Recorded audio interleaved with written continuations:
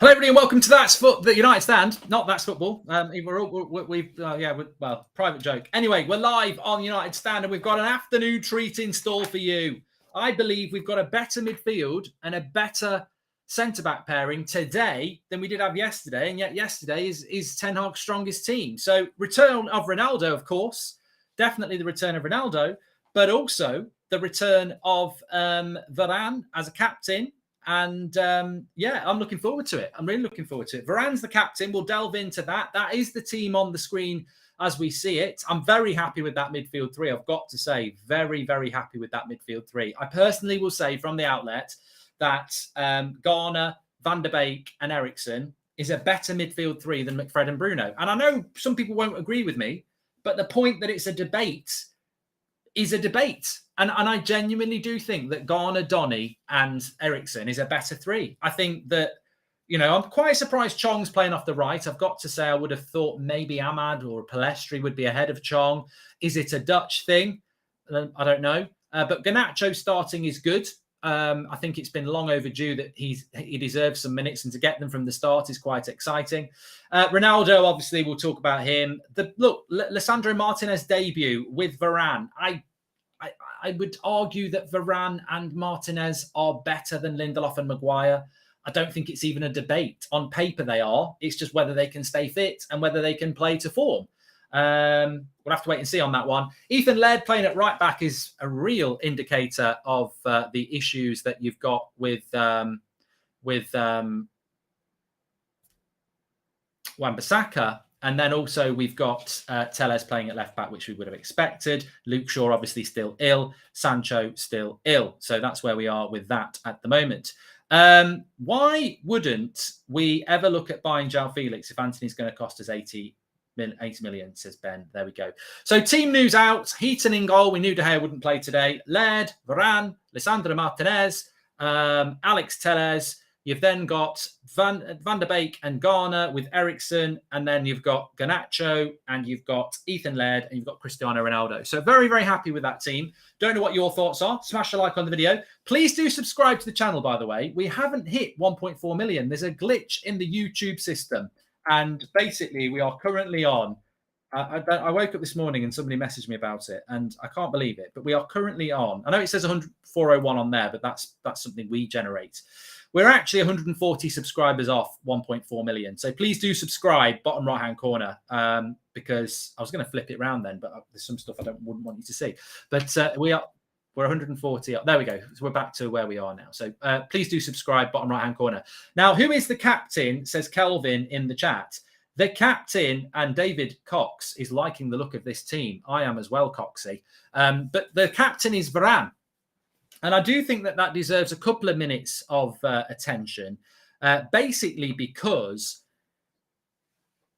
Ronaldo should be captain.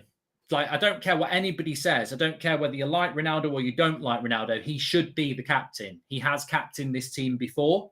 So to give it to Varane, that indicates that this still has legs to run. Varane being the captain means Ronaldo's not the captain. Why is Ronaldo not the captain? Because United are still not 100% sure he's going to stay. Therefore, I think they've made the right decision. I really hoped Ronaldo would have been captain today. I think it would have sent a big statement from all parties that he's here to stay. United have played the game, social media, Ronaldo returns and all this lot, and United definitely want him to stay. The captaincy's probably too soon. I think if he was captain today, he would have committed his future to the club. I think at the moment there is still hope from Ronaldo's camp that there will be an offer that comes in that United like, and therefore he's not the captain. So look, we can delve into it as much as we like, but at the end of the day, that's where we're at.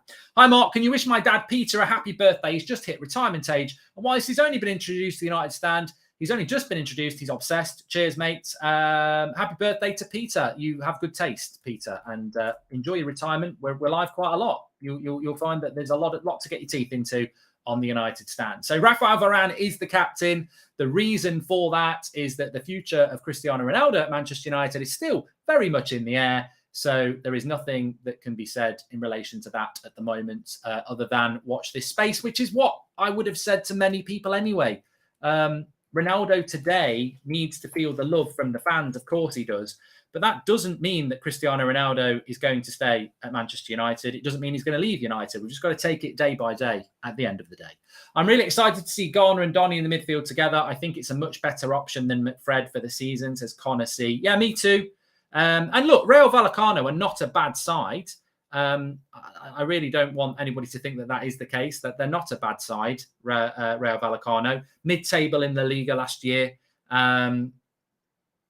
Beppe plays for them, Falcao plays for them, but they're not a bad side. Mid-table La Liga side. Brighton smacked up was it, who did they beat? Brighton yesterday? They beat a Spanish side anyway, and obviously we know that Arsenal did it. So I was disappointed we didn't get a few goals against Atletico Madrid, and more importantly, Eric Ten Hag was disappointed. So let's hope we can get a few goals today. It's going to be difficult. There's Ethan Laird, Garnacho, Chong, Tellez. They are weaknesses in that team. Some of them because of youth, some of them because they're not very good. Tellez isn't particularly good. Chong, I don't mind Chong. I don't think he's good enough for United. And then Laird and Garnacho are young players, so we shouldn't be expecting much from them. But there is a good core in that team. There is a good spine. Ronaldo, Eriksen, Donny, Garner, Lissandro, and Varane. That's a really strong spine. So I'm looking forward to it, and I'm hoping that we do see a really good performance from Garnacho. I've got a feeling that at the end of this game, we might be talking more about Garnacho than certain other players. So let's see what happens with that. We are sponsored by Wash and Go, by the way. You can pick up your bottle or bottles of Wash and Go and have them delivered to your door through the link in the video description. Please do check it out. They've sponsored our entire pre-season tour content. Wash and Go 2-in-1 shampoo and conditioner. We're washing and going, hopefully, in relation to United this season as well, getting rid of all the crap from last year and going again fresh. So check out the link in the description. Big shout out to Wash and Go. You can also scan your QR code if you've got a camera phone by scanning the QR code. One thing I'll have to say is the GOAT is back, says Gaz, and Darren Moran, welcome to Members Club. I'm also keeping an eye on the Formula One if anyone's interested in that as well. It's always the way that I was watching it, then I came to get set up with Drawty, and then in the interluding 5 minutes, things have happened that don't make much sense to the half an hour I've been watching before. But if you are interested in that, Verstappen is in third, Hamilton's in second, Sainz is in first, and Leclerc is in fourth. But Leclerc is on hard tyres, so maybe he's going for the long haul. Everyone else is on mediums at the moment. I'll keep you up to date if you're interested in that. Anyway, but what I want to talk about is United. Viva Ronaldo is back. Cristiano's back in a Manchester United shirt, and I'm really excited about it. I am excited about it. I think it's always a gift to see a GOAT play football in a Manchester United shirt, and this would be like a pre-season game with Messi playing. There is that excitement of Ronaldo, regardless of what your politics are about United. I understand people aren't particularly happy with it, but he is a GOAT of the game, and I'm very, very, very excited to see how he does. But also, I think there are other things to be excited about today. As I said, Lisandro Martinez's debut is, this is the future. He's going to be at the club for the next few years. Ronaldo hopefully will be at the club for the next year. I think it's really important that we keep him. But Lisandro Martinez is going to be more part of the future than Ronaldo. So very important that we see him play well. There's an opportunity for him to be playing against Brighton a week today. And in fact, a week today we'll be into the second half against Brighton at Old Trafford. And Lisandro Martinez as a left-sided centre-back, that high line distribution, hitting those angled balls. I'm very excited to see Martinez. Varane, we pay Varane a lot of money. Are we literally going to put Varane on the bench? Come on. This is an opportunity for Varane as well. Mank, thank you very much for joining the Members Club, and Darren as well. I'm looking forward to seeing Martinez and Eriksen again from Sweden, says Jonathan. And yeah, as Jonathan says, moving into that midfield area as well, I think that very, very, very, very important to talk about how that midfield three for me is interesting. Garner's been unlucky with injury. This is a big chance for James Garner to play from the start. Donny van de Beek playing from the start. Most of the time he comes off the bench. I thought he played well in the first half against Villa with Fred. So it's an opportunity for Donny and Eriksen playing from the start as well. Look, all three of those players, we're not going to be giving them all 8 out of 10. When was the last time we gave a Man United midfield three, all of them get an 8? There's a question for you. When was the last time and our midfield three, regardless of whether it's Matic, Pogba, McFred, Bruno, whoever, when was the last time we gave 3 of them a really good score? So I don't think that I'm not expecting that, but at least hopefully 2 of them will play really well. I think Eriksen's a very interesting player as well. So yeah, looking forward to that midfield 3. Obviously Ronaldo up front. Chong, I don't know with Chong. I mean, is Chong now coming into the equation of being our backup winger? I mean, he's had quite a bit of game time. And the funny thing is, a few people joked about this and said, well, he's Dutch, so Ten Hag will love him. And yet, well, he is Dutch and he's ahead of Palestri and he's ahead of Ahmad. And no one would have predicted that. And then Garnacho's just really exciting to see what's going to happen with him. Hi, Mark. What do you think the score will be with the team? Says Mark Davies. Well, look, I don't want to sort of, I don't want to talk massively about how the concept of the score, because we lost 1-0 yesterday. We could have won 2-1. We could have drawn the game. It was one of those games, and the score doesn't really matter. I think that I wasn't massively impressed with how we played yesterday, and I know some people disagreed with me on that, certainly on Twitter. But we do player ratings. Thousands of you vote on that, and McTominay got a 5, Bruno got a 5, Alanga got a 5, Martial got a 5, and I'm meant to believe that we played well when half the team got below average. We didn't play well yesterday. So what I'm looking for today is, look, Atletico Madrid are a better team than Rayo Vallecano, but that you play what you can in front of you. And what I'm looking forward to seeing United do today is play some good football. Now, I think the chances of it happening are quite slim. And the reason for that is, if you go through that team, how many of these teams have had an in-depth pre-season with Erik Ten Hag? Because most of the players yesterday that started have had a month with Ten Hag training. You go through this team, all right, Heaton has as the goalkeeper, but Ethan Laird, all right, he's a young player. Tellez, yeah, he's had a month. Varane almost had a month. He's been a bit injured at times. Lisandro Martinez hasn't. Garner's been injured, so he hasn't. Donny has. Eriksen's only just come in, so he hasn't. Garnacho has. Chong has, and Ronaldo hasn't. So over half that team hasn't really had much of a pre-season. So for us to play the Ten Hag way, I think will be very, very difficult, considering most of those players haven't actually played it. So look, if we can play some good football and create some chances, and there's a lot of fans in there, and get a bit of buzz ahead of the start of the season, I think what I'm really looking forward from this game is, can some of these players get themselves into the team for the start of the season? And if they can do that, then that's what I'm looking at. That Brighton game. And I think Lisandro Martinez can. I think Varane can. I mean, I don't see why Garner or Fred or Donny can't. Your competition's McFred. Eriksen can. Ronaldo can. And it's a massive opportunity for Garnacho. Sad how we are better with Fellaini, says Mike B. Glad to see Garner and Donny in Scott and Fred roles, says Darren.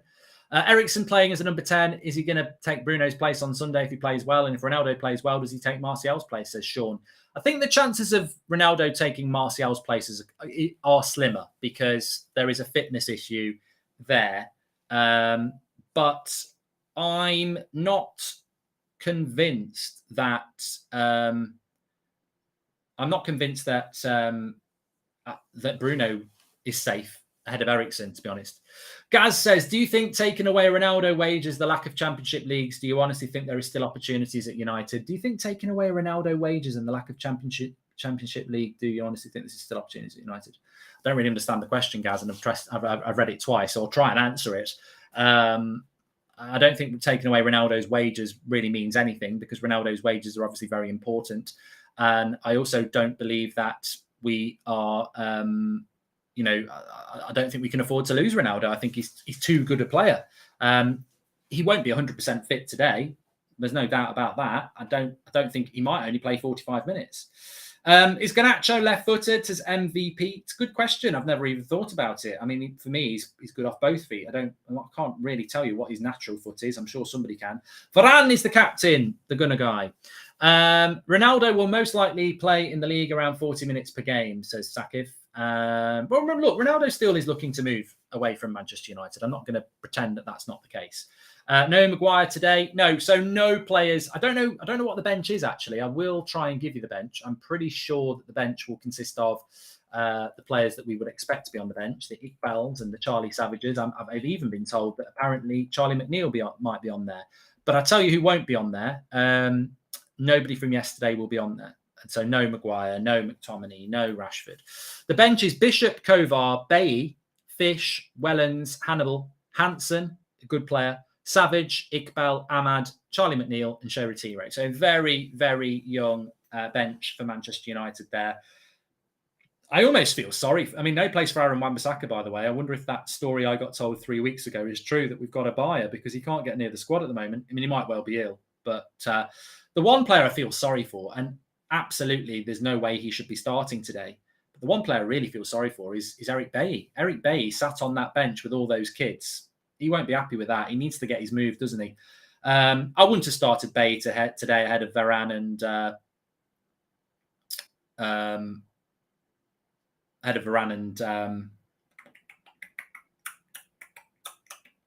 Lisandro Martinez, but I also do not believe that Eric Bailly should be our fifth choice centre-back. I think that the debate is still very much up and running about who's the better centre-back, Bailly, Lindelof or Maguire.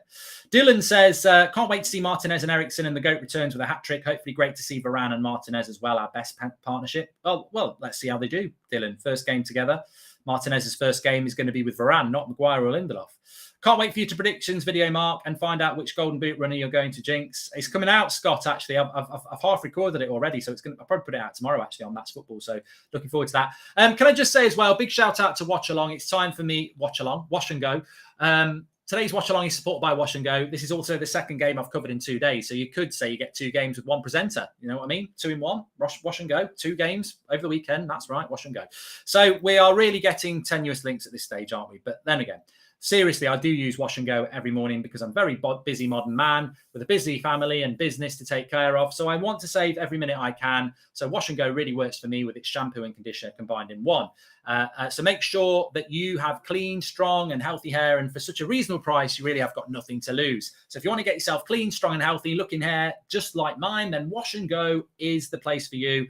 They've got an offer on at the moment on their Amazon page. If you buy a multi-pack of their classic or sport products, then the price of each bottle works out at less than £1 each, which is pretty unbelievable value for money. So make sure you hit the link in the description and pick yourself up a few bottles of Wash and Go today. Thanks very much to Wash and Go for sponsoring the United Stand pre-season tour. We really appreciate your support. And now we can move on with the show. But thank you very much to Wash and Go. As I said, you can also scan the QR code in the bottom right-hand corner with your camera phones. And also, while you're in the bottom right-hand corner, please do subscribe to the channel.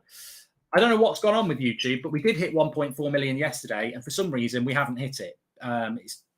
We've lost. I think what YouTube does every now and again is it eradicates inactive spam accounts, which conveniently for us happened just as we hit 1.4 million. So we haven't hit 1.4 million yet. Please do subscribe, bottom right hand corner to do it. Links in the video description for you to do that. We are currently 70 subscribers away from 1.4 million. It's a bit like deja vu. 2 games in 2 days and trying to hit 2.0 million there. Did you see my bookings message, says Robert. So Robert basically loves Scott McTominay, Robert McCormack, Scott McTominay, McTominay. So no, but Robert's been a very consistent backer of people like McTominay. And he did message me earlier about bookings and said that McTominay's bookings, because I'd said McTominay's ill-disciplined and Fred's ill-disciplined, and that's why they pick up a lot of yellow cards. But Robert quite rightly was saying, to be fair, his comparison yellow cards is no different to any other combative midfielder. Look, Robert, respect you. You know that. Don't respect your opinion on McTominay. Completely disagree with it, if I'm honest. Eric Ten Hag or Jose Mourinho, says Posh Lad. Thank you very much for that. Well, look, I love Jose, but it's Ten Hag's time, isn't it? That's what we're looking at. The Beast says, do you worry if we lose our opening games against Brighton, Brentford, and we could end up panic buying players who are clearly not good enough? This is how we end up overpaying on the fees and wages, says the Beast. To be fair, I like a lot of this team better than yesterday. I just replaced Telles, Chong, Laird and Garnacho, then for Sancho, says Michael Fetty. Thank you very much. I don't worry about us losing the opening games of the season. It's interesting because I heard that we had an offer. I heard today that we're looking to offer De Jong around 400 grand a week. I mean, I really, really, really, really want to see Frankie De Jong in a Man United shirt, because I think we're but I do think we're getting to a point now where we might be about to do something really stupid, which is offer stupid money because we're so desperate.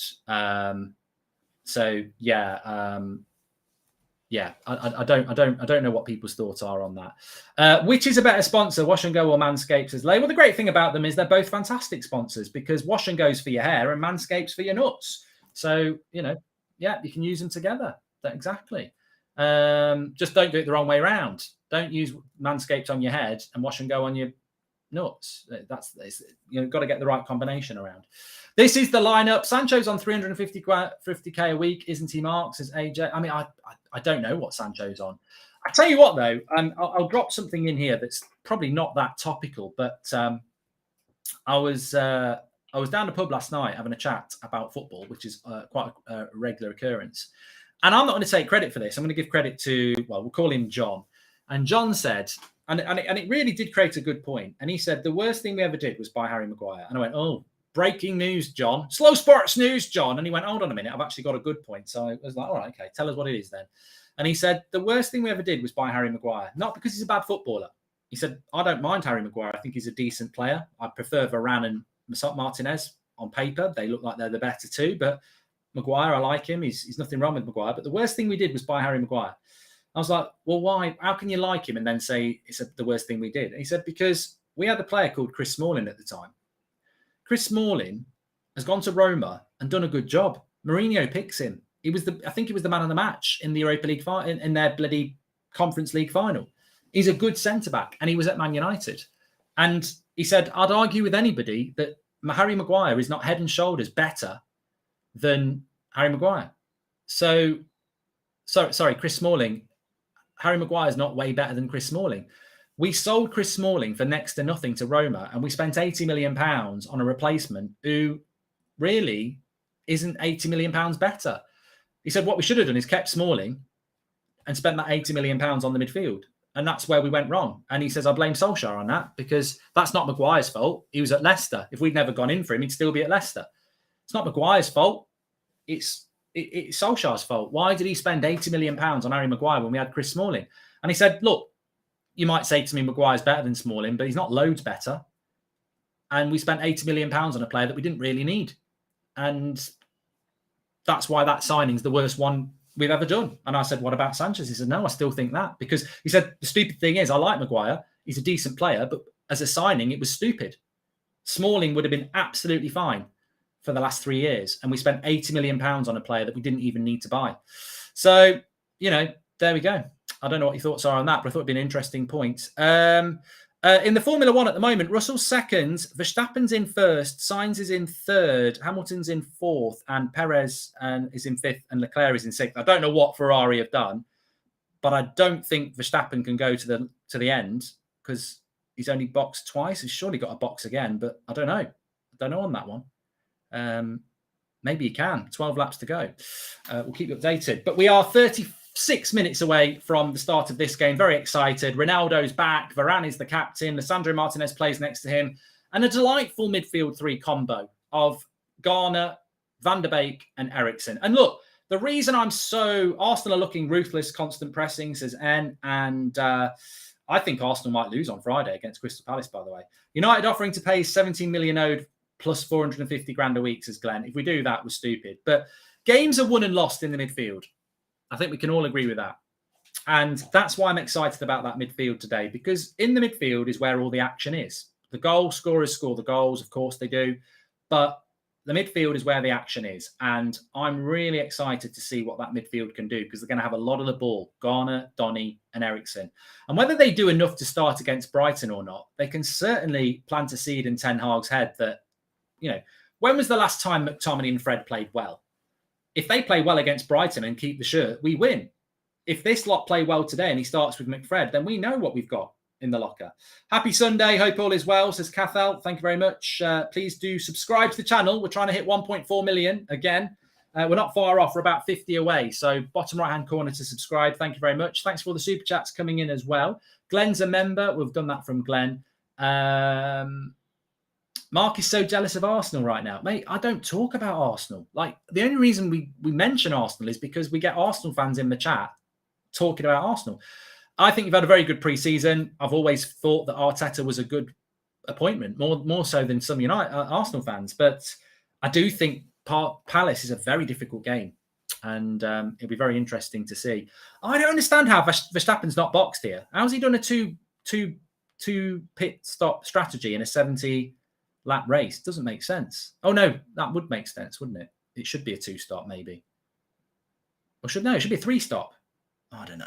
We'll see. It's hard when I haven't got the audio on.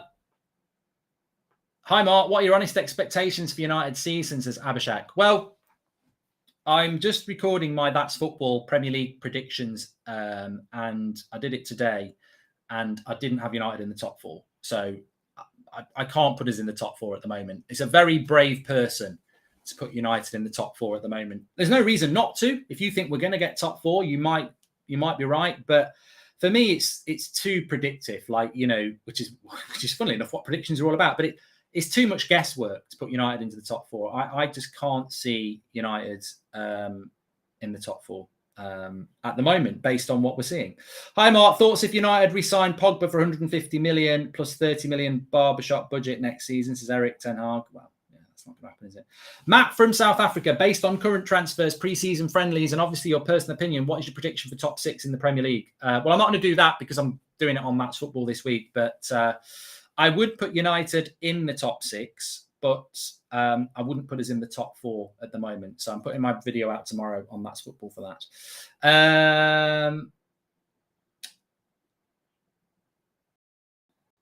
Ronaldo is the GOAT. People who think he's toxic are deluded, says Rahul. And are you doing a fancy football, says MVP. We have got one on our members club. You can enter it through there.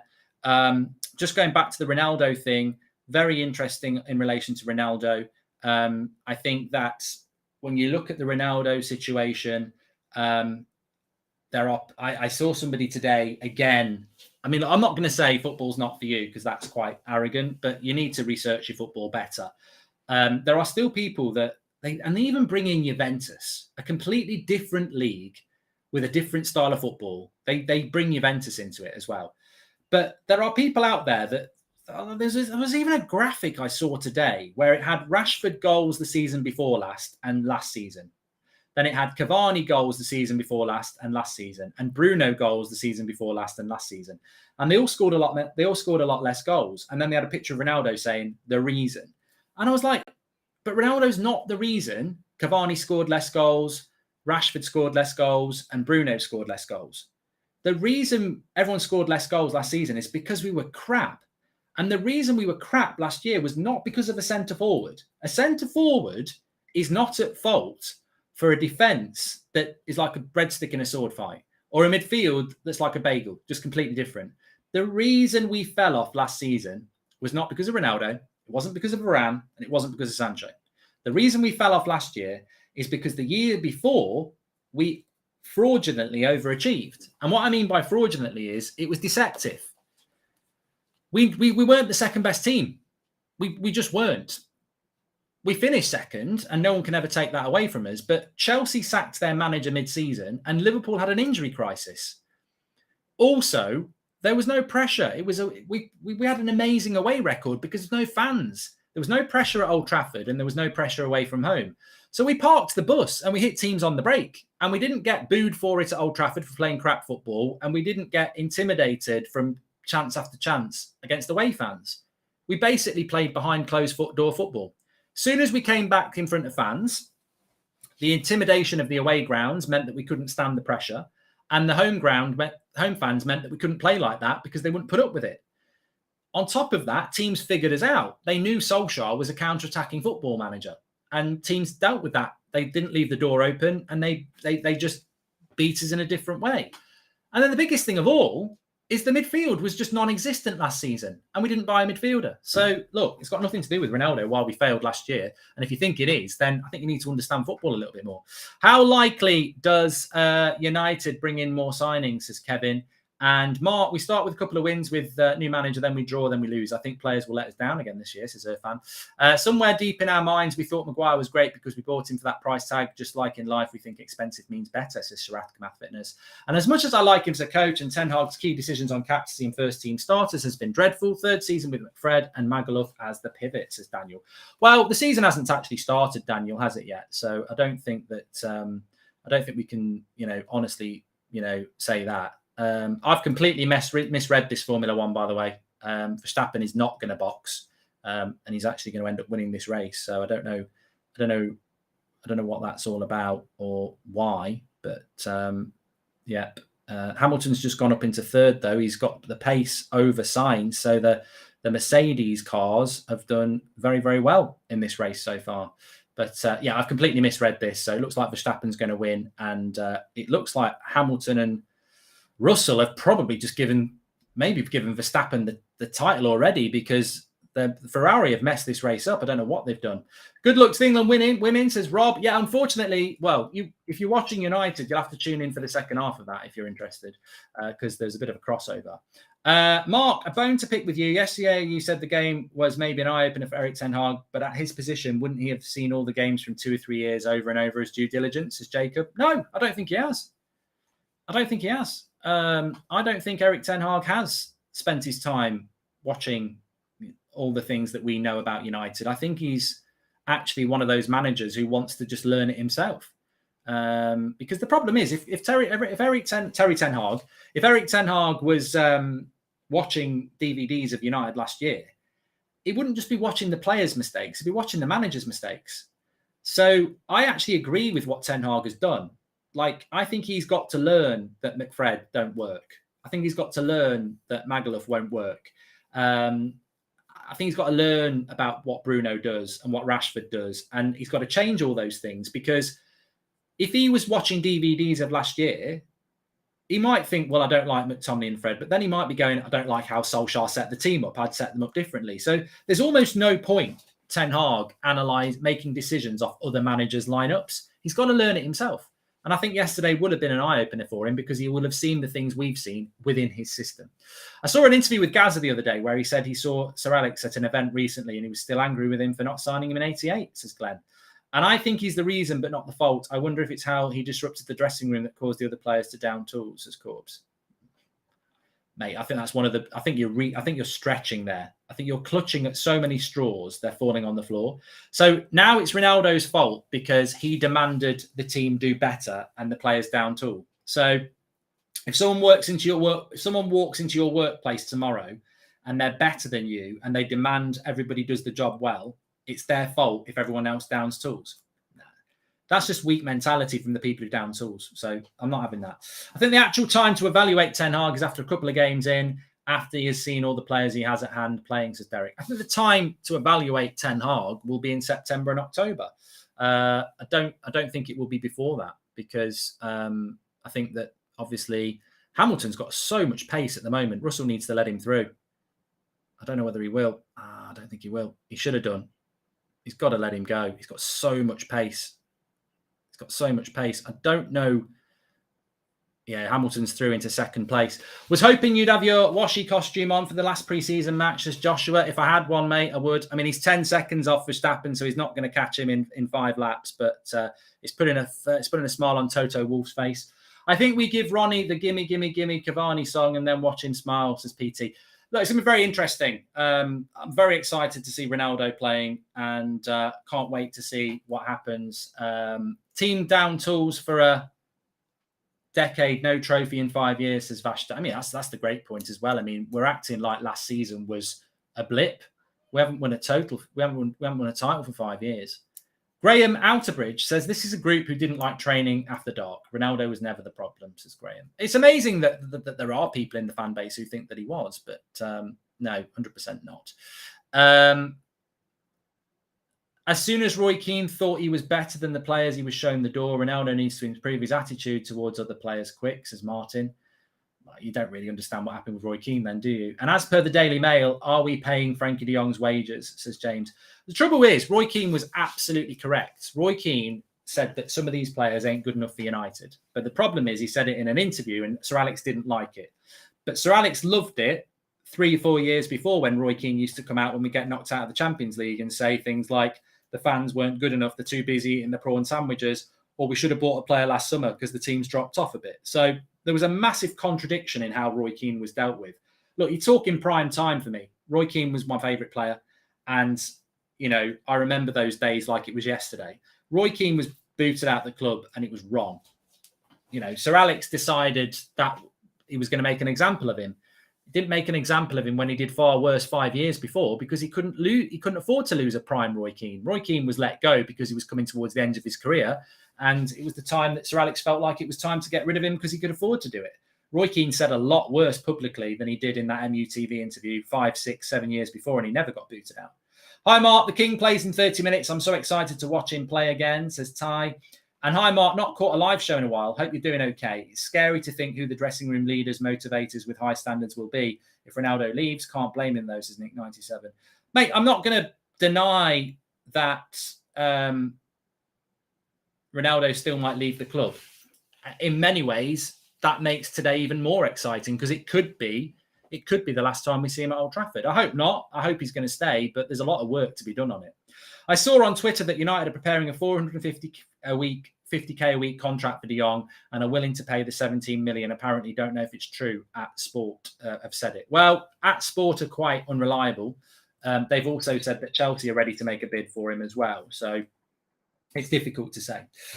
Please do subscribe, by the way. Bottom right-hand corner to do it. Thanks, everyone who's tuning in. Bottom right-hand corner to subscribe. You're very welcome on the show.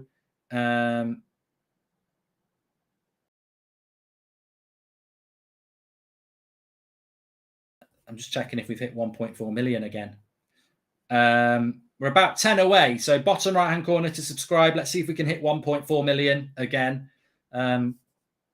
Thanks very much for subscribing. Get involved with the United Stand. We're live every night at 8 o'clock, every morning at 10 a.m. Lots to get involved to, lots of opinion.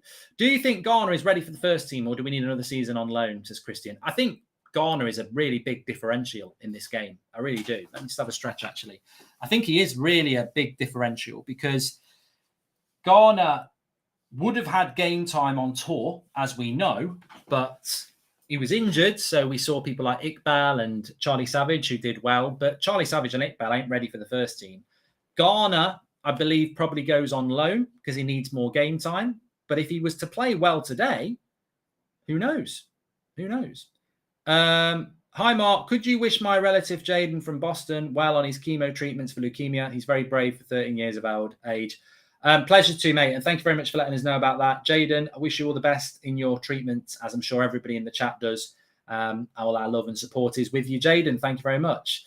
Mark, why don't you do watch along for the England women's game? Because you don't listen, do you, Rid? Get rid of Rid. You don't listen. Like, I've been asked this question so many times. The game kicks off at 5 o'clock, the women's game. Manchester United kick off at 4 o'clock. I'll be absolutely honest with you. I probably would have watched it, but I'd rather watch Man United over England's women, because I'd rather watch Man United over England's men. So I'm not going to do a watch along for it because I want to watch Man United. We need to have faith in Eric, but he can't heal all the issues in one window. Well, he certainly can't heal them if he doesn't get what he wants. Stephen, thank you very much. Welcome to the Members Club there. Appreciate that. Keep your comments coming in. What are your thoughts on the team then? Very excited. I said it at the start and I'll say it again. I really do think that although this is the first team played yesterday and this is the reserves team, I think that midfield three is way better than McFred and Bruno. I think on paper, I'd rather have Garner, Donny and Eriksson than McFred and Bruno. And I think on paper, Lissandro Martinez and Varane is better than Lindelof and Maguire. So it's interesting, isn't it? And obviously, Martial's not as good as Ronaldo on his day. So on paper, I think we've got a better spine, apart from the goalkeeper, De Gea, than we had yesterday. So interesting. Let's see how they do. I think Donny needs a good game. I think Donny needs a good game. It's been very, very interesting to see how he's going to perform. But we had hit 1.4 million, Phil, but for some reason YouTube has decided to clean up some of the spam accounts or whatever, and we've dropped down.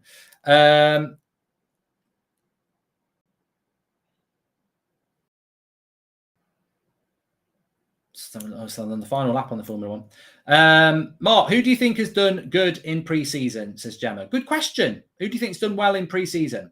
I love the show, says Easy. Weird question. Are you doing a ratings Premier League kits video like you did last season? We're planning on doing it, Easy. Yeah, try and do it next week. I disagree, Mark. I love Roy Keane, but he was shoved because after the interview, he shattered the dressing room. Sir Alex recognised as a leader he couldn't have that and be successful. I disagree, Billy, for the reason I've already said. Roy Keane said a lot worse 5-6 years before that, but Sir Alex would have never booted him out. In 2006, when he had a dodgy hip and he was coming towards the end of his career, it was easier to make an example of him. Roy Keane was always an outspoken man. He was always Sir Alex on the pitch. It was sad how it ended, and I don't think it should have ended like that. I think Roy Keane should have been dealt with a lot better than how he was dealt with. And I'd say it's Sir Alex Ferguson's face. And for me, Sir Alex Ferguson can do no wrong. But yeah, I think that it was. I think he deserved better. Ronaldo is not the captain, Darren. It's going to be Rafael Varane, but he does start, and I'm very excited to see how it pans out. Just realised something here. Let me try and get this up. Crowd is singing Viva Ronaldo, says Savage. Oh, this is great. This is absolutely great. I knew this would happen.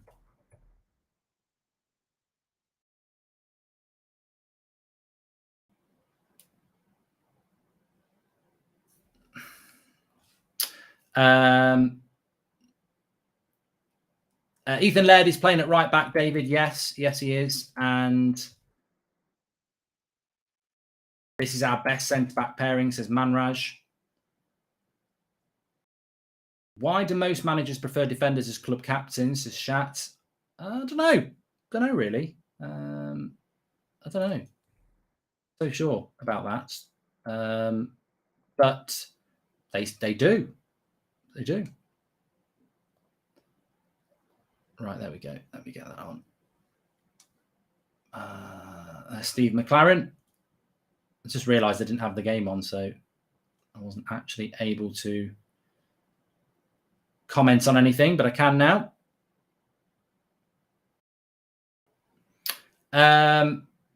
Easier to read the game from the back, says Raymond.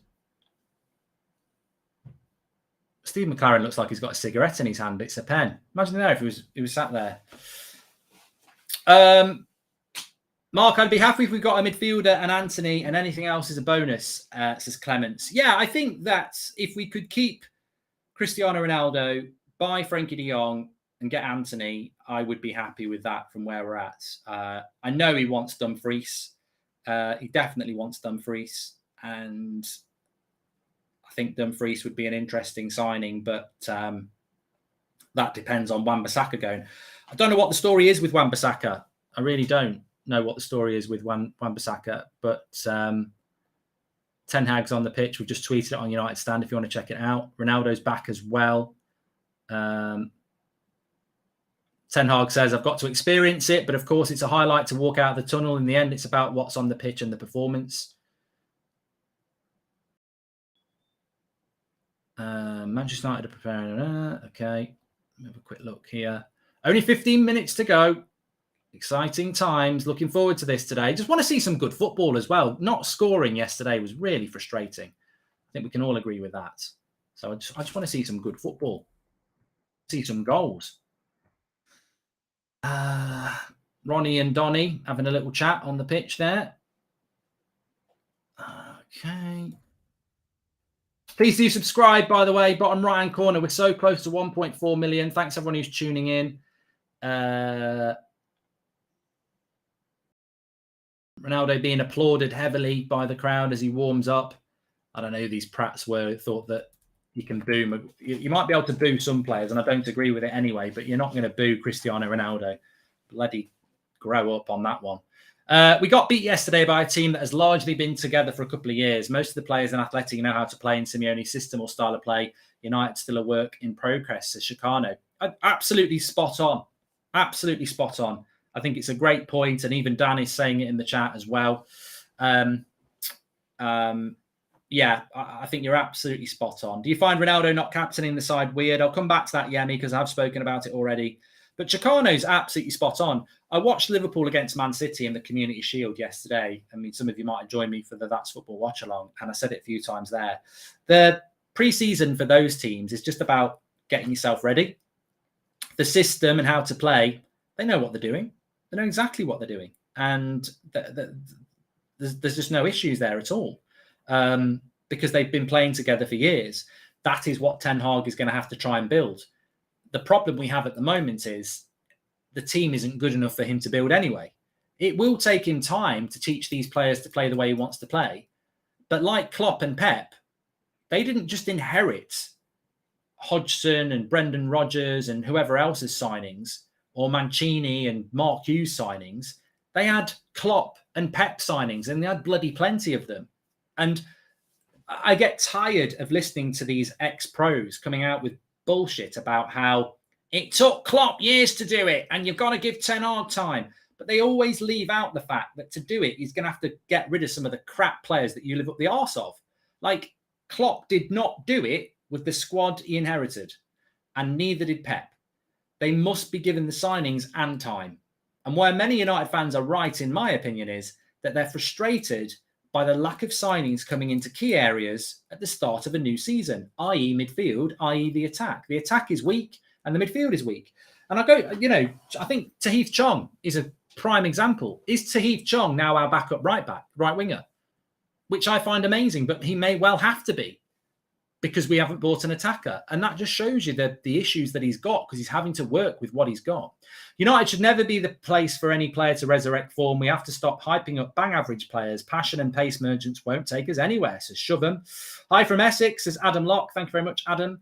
Hi, Mark. How are you? Who started this channel? Says Reese. Me. And United should never be the place for any player to resurrect. We've done that one from Shubham. So, yeah, thank you. As for the captaincy, please do subscribe, by the way. We're very close to 1.4 million. I'm just going to turn this off now because it's over. As for the captaincy, the captain should be Cristiano Ronaldo. I think he should be the captain. But he is not the captain. And I believe he is not the captain because he has... there is still a question mark about whether he's going to stay.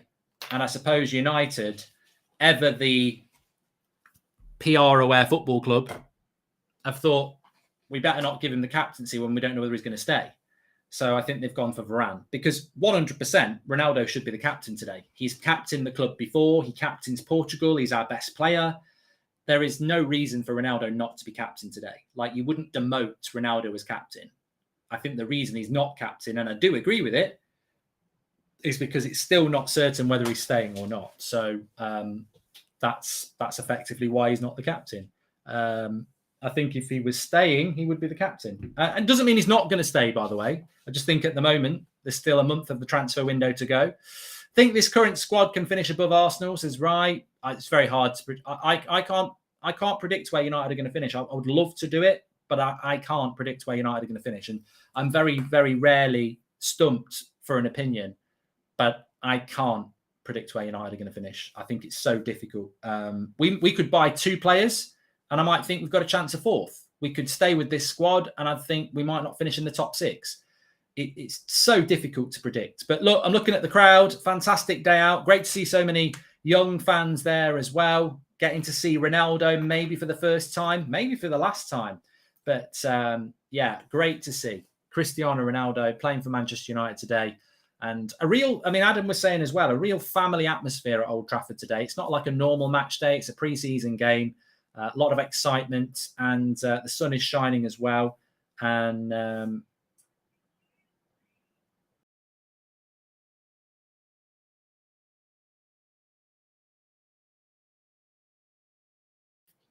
Mark, please give a what? Matt from South Africa again. Thoughts on Benny McCarthy? Says Matthew Wilson. Don't know anything about Benny McCarthy as a coach, so I'm completely guessing. But I think it's great for our South African fans because they're really excited about it. He's not an ex-player, so hopefully it's an appointment Erik Ten Hag wants, and if he wants him, then I'm happy with it. Please give us a reason to believe in this team and club this season, says Rudolph the Red. Erik Ten Hag. Erik Ten Hag is where the sun rises and the sun sets with Manchester United at the moment. He is the positive. He is the positive at Manchester United. I'm not convinced that the transfer window has gone that well, But Eric Ten Hag is the hope at the moment. I hope he can deliver. Are you keen to see how far we'll go in the Europa League this season? AM says. I've got to be honest with you. I'm absolutely dreading the Europa League with a vengeance. I'm not looking forward to being in the Europa League. I'm not looking forward to Thursday night football. I am not looking forward to playing God knows who in the group stage. I mean, the Europa League only gets interesting in about March, and we've got to play a lot of games through there. So I'm not looking forward to the Europa League at all. But it is what it is. And I'd rather be in that than the Conference League, which, to be honest with you, I thought we were going to be in at one point. I've got another quote coming in for you in relation to Eric Ten Hag. Have we had any thoughts from Eric Ten Hag on yesterday's loss? Yeah, he said he wasn't happy, Sam, with the attacking and chances. Your team is so dead and your fans are deluded, says the game. Thank you very much. You're watching the United stand. Well done. It's Ronaldo's first time, says Eric Ten Hag. He's had 1 week training and we will see. It's always difficult to say. When you analyse them, they're really competitive, really skillful players. We're looking forward, and it's a good test against Rayo Vallecano. That's coming in from Eric Ten Hag there. If you get any more quotes, I'll bring them to you. Dreading means not looking forward to it. I'm not looking forward to Thursday night football. No United fan should be looking forward to the Europa League. We're Manchester United. We should be playing in the Champions League every year. It's embarrassing how many times we haven't played in the Champions League since Sir Alex Ferguson retired. I mean, we must be approaching 50% of the last 10 years being outside of the Champions League, which is just completely unacceptable. So no, I'm not looking forward to it at all. But it is what it is. And as I said, I'd rather we were in the Europa League than the Conference League. And I think most people would agree with that one as well. So yeah, we are where we are. We've got to deal with it. Hopefully we can have a good start to the season. And if we have a good start to the season, we can then build on that. And yeah, I think that's what I would say about that. Have we had any? Yeah, I've done that one from you there as well. I'm not talking about Arsenal, Eric. Bloody thoughts on Arsenal. I'll tell you what my thoughts on Arsenal are. Go and watch Arsenal, bloody whatever they call themselves, because, well, probably don't actually. It is a bit shit, but yeah, not interested in Arsenal. I wouldn't be surprised if Ten Hag wanted 4 more signings. The depth of this squad is dreadful. We need them if we want Champions League football next season, says Nate. 7 minutes till the start of this game. Looking forward to it. Excited, delighted, and altogether something else that rhymes with that. But yeah, look, I'm very excited. I think this team is way more exciting than yesterday, and it's not just because of Ronaldo. I think if I'm being completely blunt, and I think that's always the best way, why is this team? And Simon Stone, the BBC journalist, has just said, fair to say Man United fans' affection for Ronaldo not diminished over the summer. Loudest cheers for him when the team was read out. They love him. We love him. We love Ronaldo. You can't turn us against him. It won't work. But I think that the reason the Manchester United, a lot of United fans like me, are more excited about this team today than yesterday is because yesterday, all right, it's a new manager, but we know those players. Like, we know Rashford, we know Bruno, we know McTominay and Fred, we know Maguire and Lindelof, we know that team. We do. We know Delo, we know De Gea. And it's exciting that we've got a new manager, but we know those players. And one of the things I think, if we're honest, we wanted this season was change. Well, that team today is change. Varane and Lisandro Martinez is change. Garner, Donny and Eriksen is change. Ronaldo is exciting for a different reason because of what's been going on. But that team is more exciting today because it reflects change. And I don't think the team yesterday reflects change. They may in time reflect change because they may change the way they play. But today is more exciting because it does reflect change. Lisandro Martinez making his debut, Eriksen making his first start, Donny starting, Garner starting. There's more change and excitement in this team. I don't think many of them will start next week. Shaw has got illness, and Alex says, people seem to have forgotten a very important factor this season. 5 subs each game. Squad depth will be even more important this season, says Hub. Yeah, you can certainly make changes quicker. I'm hoping for at least a gradual improvement in playing style. As soon as we see players playing Ollie ball, they should get dropped, says Hub G. Well, I'll tell you what, I'll let you into something. I'll let you into something now. I had a message from Ricky, which I might just read out to you or summarize in a minute.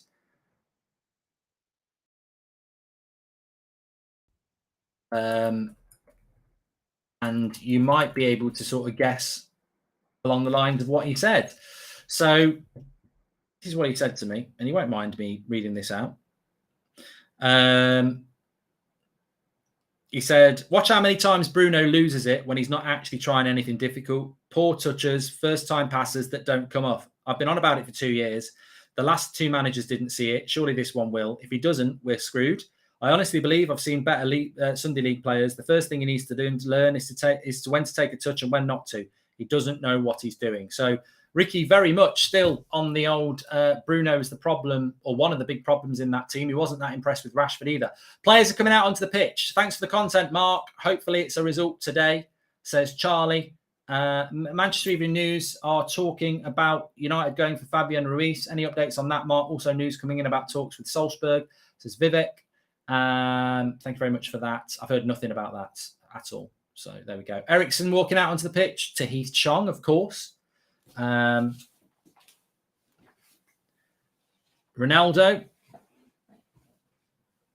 Let's see.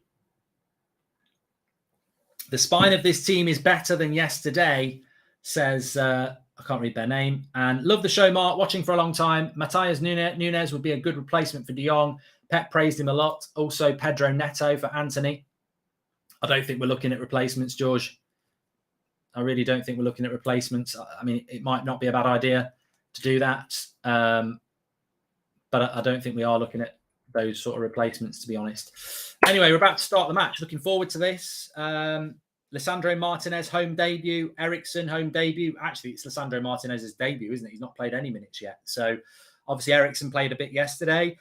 Garner in the midfield with Van der Beek. Ronaldo's there. Garnacho playing off the left. They've got Laird at left back and Laird at left back and Tellez at right back on MUTV. I mean, this is Manchester United's official channel, and they've got Laird at left back and Tellez at right back. Now, I would really hope Tellez is playing at right back and Laird is playing at left back, because if MUTV have messed that up, this is the official channel of Manchester United mixing up the fullbacks. So let's wait and see if they've got that right. They've got Tellez at right back and Laird at left back. I can't imagine that's right.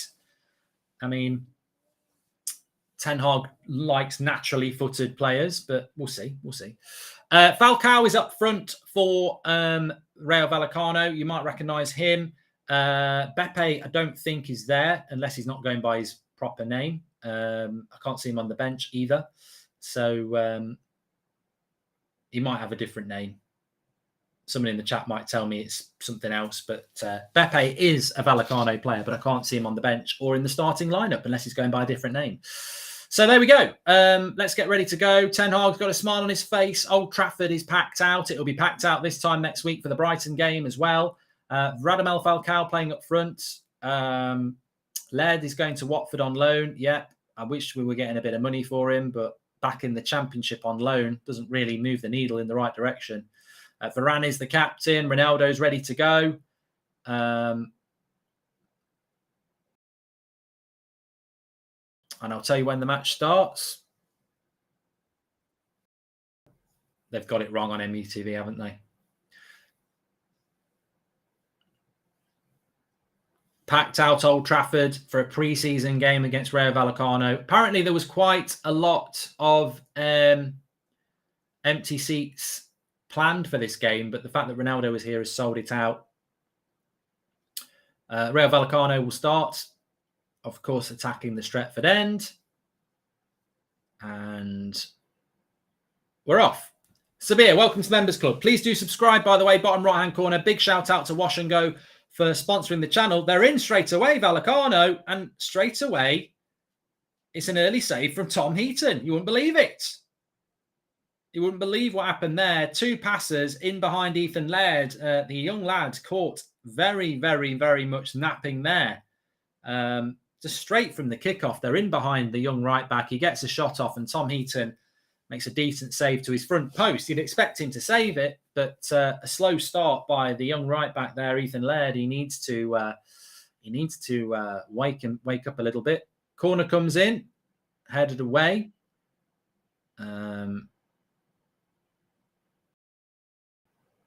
And United, a bad pass there by... Hold on, it's a good start by Vallecano. Very, very... I hope the game keeps up with this intensity. It's got a good intensity, this game. Just trying to figure out where everybody is. Yeah, Donny, Ericsson, Chong. Yeah, Ronaldo. Okay, good. Could have been 1-0 down there. Sleepy start.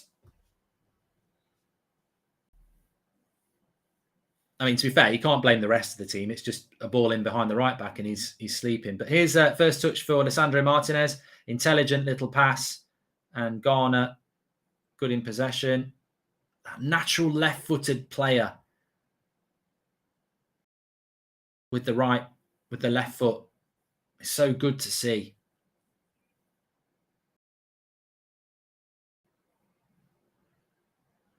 But don't be surprised if Vallecano gives us a game. Mid-table La Liga club last year. Obviously, they've got fluidity and chemistry. They know each other. This United side is very, very disjointed. A lot of these players haven't trained a lot, haven't played. It's their first pre-season game for some of them. Ronaldo. Ooh, nearly fed in Ericsson there. So I think you can't judge this team, as I said about half an hour ago. You can't judge this team on yesterday's team who've played 4 or 5 games together. This is basically this lot's first pre-season game. So they will be a little bit rusty. Most of the subs are youth players, Jam.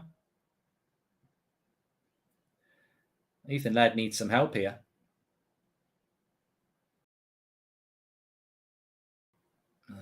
Long ball by Heaton. Chong's never going to win it. Varane wins that. Donny. Come on. Needs to have a good game today, Donny. Oh, I've just seen Jamie Garner do a little bunny hop. Don't be learning all that rubbish. He'll have his collar up next. Well done, Donny. Into Lisandro. That's it. We're passing the ball about a little bit better here. Get a feel for the ball. Get the confidence going. Martinez gives it to Rafael Varane. Back to the keeper.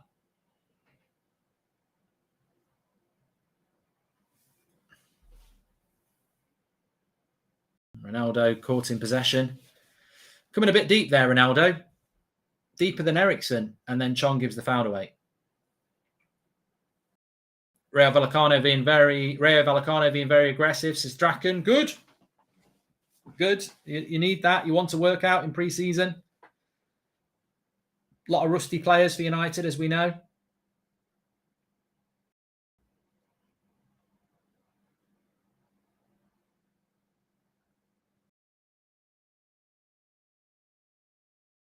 Where did I buy this shirt?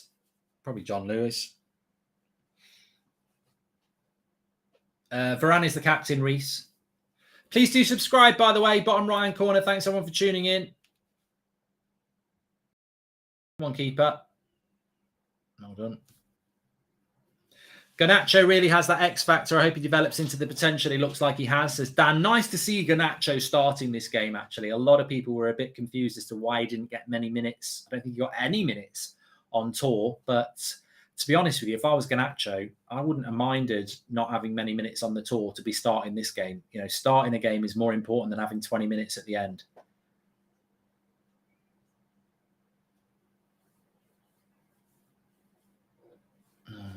Laird's looking a bit rusty here. Needs to settle a bit. What do I think the score will be? It's really hard to predict the scores in games like this because I guarantee with half an hour to go, we'll make a load of subs and they'll make a load of subs. Were there any boos for Ronaldo? Really hope not. No, well, there might have been 1 or 2, but the vast majority have been cheering him. IQ. It's a crap ball by Chong. He's very lucky that if I was with Garnacho, here we go. Come on, lad. What you got? What you got? Exciting. Oh, shame with the pass.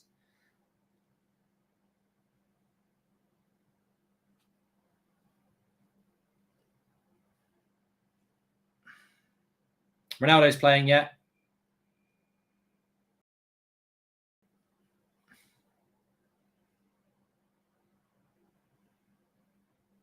It's a foul on Chong. Garnacho's rapid, says Rog. Yeah, look, exciting player. I don't know whether we'll be loaning him this season or whether he'll get a chance. But look, he gets called up for the Argentinian national side, doesn't he? So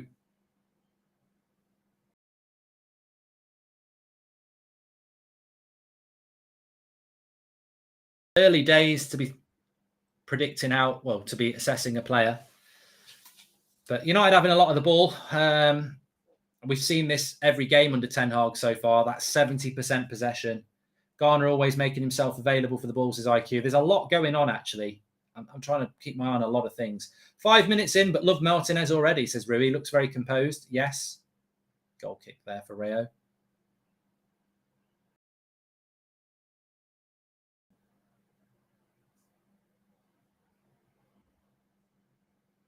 A lot of people talking about Garnacho.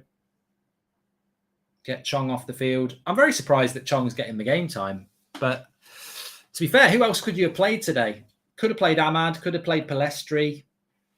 Not really anyone else. Do you think we'll see anyone today start on Sunday, says Ewan? If I'm honest, I think the two who've got the best chance are Lissandro and Eriksen. Don't think Ronaldo will start. I think he'll go with Martial.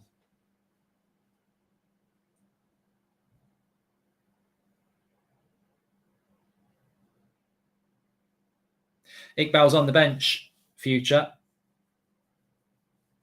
Apparently, Palestri twisted his ankle anyway, so he could not have played.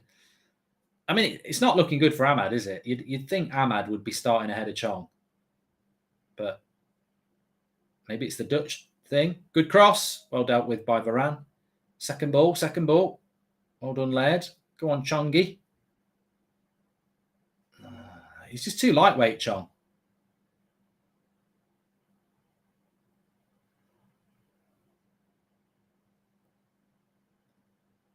They move the ball around nicely, Rayo Vallecano, though. They're very, very neat and tenacious. Another cross, well dealt with by Varane again.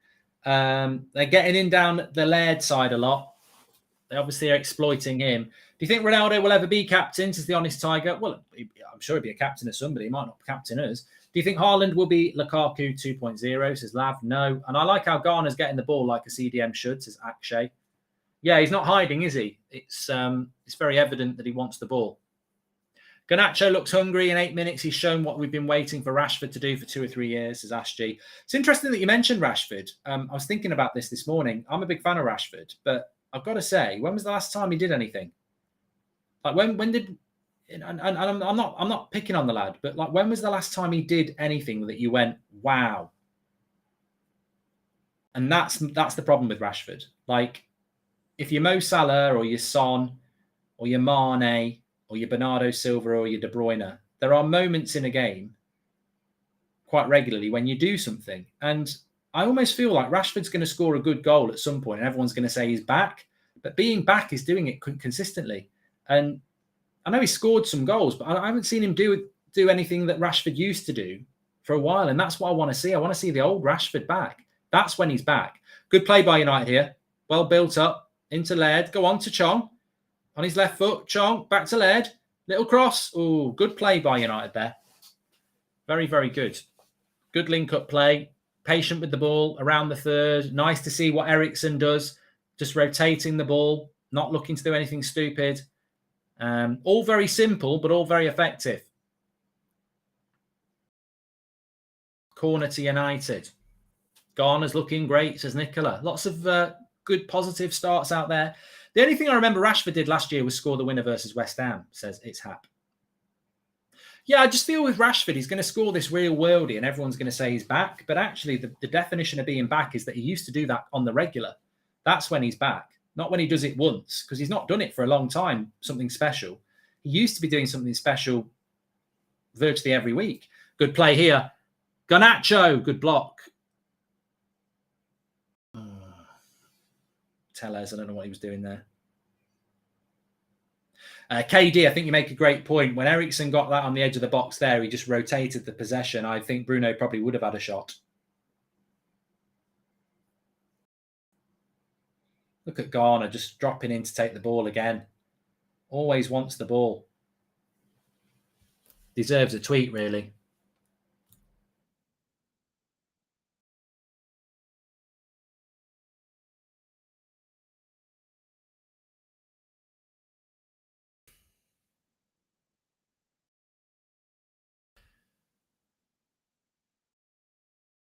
Ronaldo's been a bit isolated. That's going to be a problem in a team like this. It's got two very inexperienced wingers. Here we go. Mistake, 3v3. Slip him in. Ronaldo, give it back. No. Oh, over the bar, Ronaldo. Oh, good chance. Slipped in by Donny. He should have given it him back. He should have given it him back. I know it's Ronaldo, but it's a mistake. It's well intercepted by Donny. He's read the pass. Donny does really well. Feeds it into Ronaldo. Oh, no, Donny didn't make the run. Donny should have stayed where he was. He couldn't give it back to Donny. Watch Donny. I'm like, why didn't Ronaldo slip Donny in? But look, Donny needs to stay central and he moves left. If Donny had stayed central, he could have cut it back. But the pass wasn't on, to be fair. Garner looks comfortable in the role he's playing. He's such better than Fred or McTominay, says Raz. Thank you very much. I'm enjoying this. I hope you're enjoying it as well. How much do you think Ronaldo will base his decision to leave or stay on what he's seen a while back? Can the Eric Ten Hag era persuade him? Great show, says Matthew. Thank you very much. Well, look, we can only do what we're doing. You know, that was good play. That was. Apparently the mic's gone, Draughty.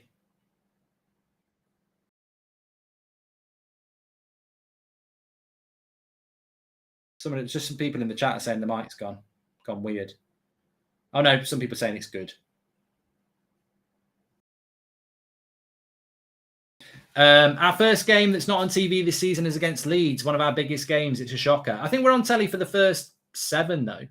So, yeah.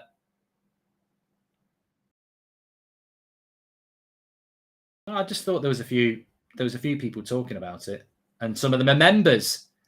I don't care whether you're a member, I'll block you. I think you're having a laugh. Cheeky bastards. No, but there's a lot to be positive about. I've enjoyed it so far. Talking about members, if you want to subscribe, it's free to do it. Bottom right-hand corner, very close to 1. In fact, we must have hit 1.4 million now. Please do subscribe. Bottom right-hand corner. Let's have a look. I think we might be able to change it, Draughty.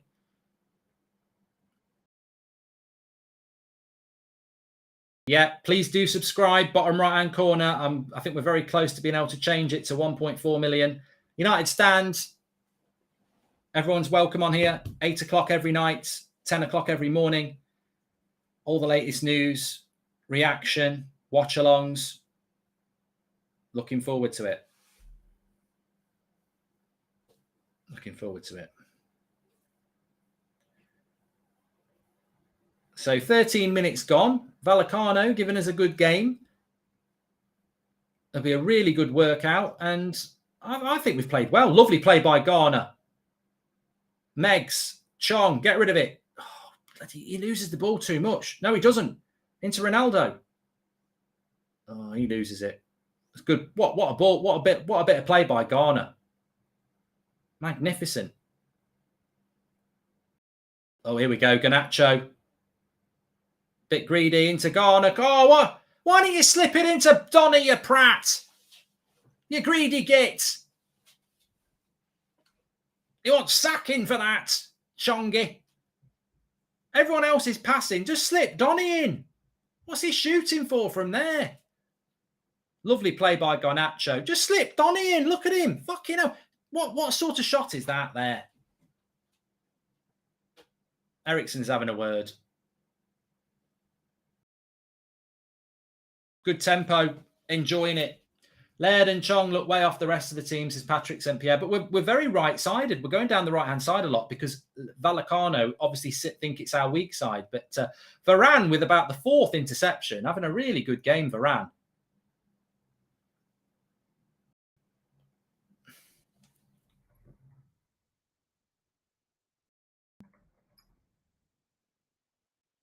Have a look at the stats now.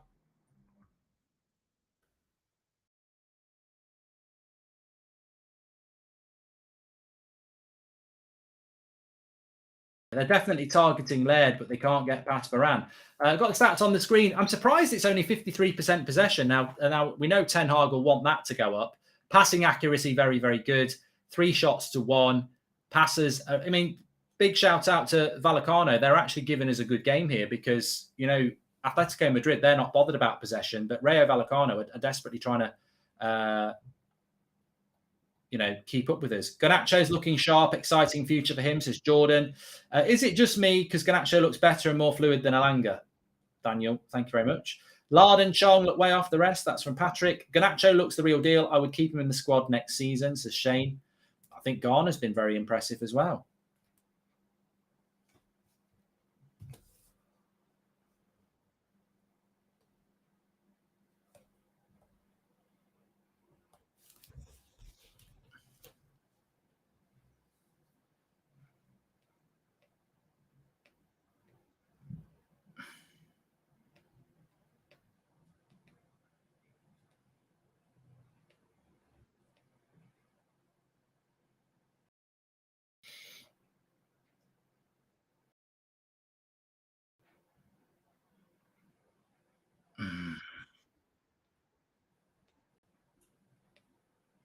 Yeah, I just sent a message to you there. It's weird. Weird. It's bouncing back a bit now.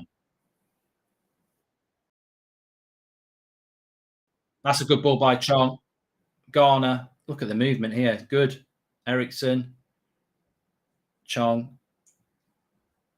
Into Ericsson again.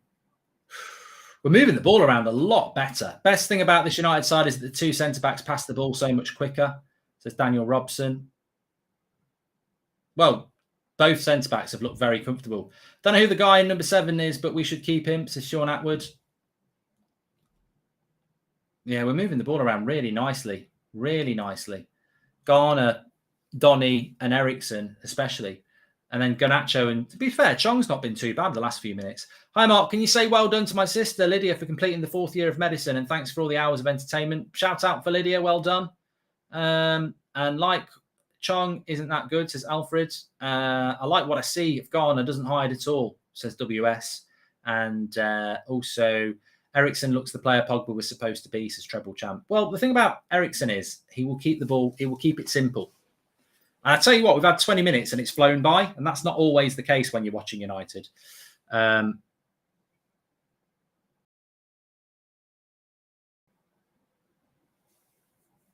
little triangles there between Garner and Lissandro Martinez. I'm just waiting for the comments. We don't need De Jong. We've got Garner. It's going to happen. He's better than McTominay, though, says Sean Turner. And Mary, thank you very much for being a member for 4 months. Observations, Varane and Lissandro, best centre-back pairing. This is our best midfield by far. Garnacho will be a good backup this year. Still need signings, though, says Cammy. This side looks more lively, and I'm enjoying it, says Dominic. I can see Ericsson quickly becoming one of my favourite United players, says Joshua. Mark, I like this team. Just something different. Centre-backs look under control, says Tib. Well, I wouldn't have necessarily signed Ericsson. I didn't think we needed Ericsson. But what excited me about it is that Ten Hag really, really wanted him. And there's absolutely no way Ericsson would have come to Old Trafford to sit on the bench when he could have played first-team football for Brentford in the Premier League. So, mistake by the keeper. Chong again, that final ball. He could have slipped it in. Garnacho, Goldbridge Seniors are very excited about Garnacho. Yeah, Ericsson's not here to sit on the bench. He's going to play. And that is very exciting. Donny and Garner should play more often over McTominay and Fred, says Kyle Murphy.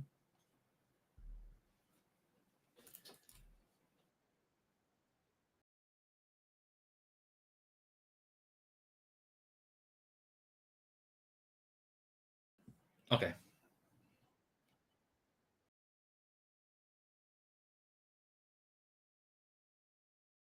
All right, no worries. Heaton, under a bit of pressure here. No, there's no press from Rayo, so he will just knock it into Varane.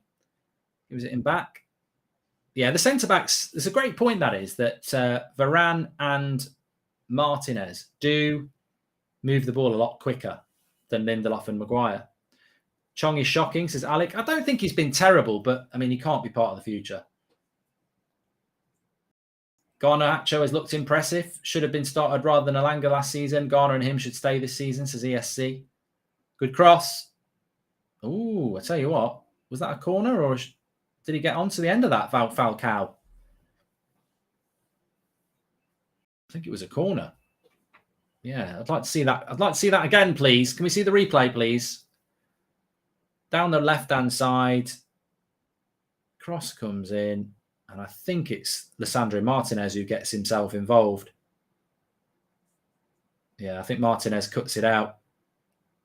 And if in doubt, kick it out.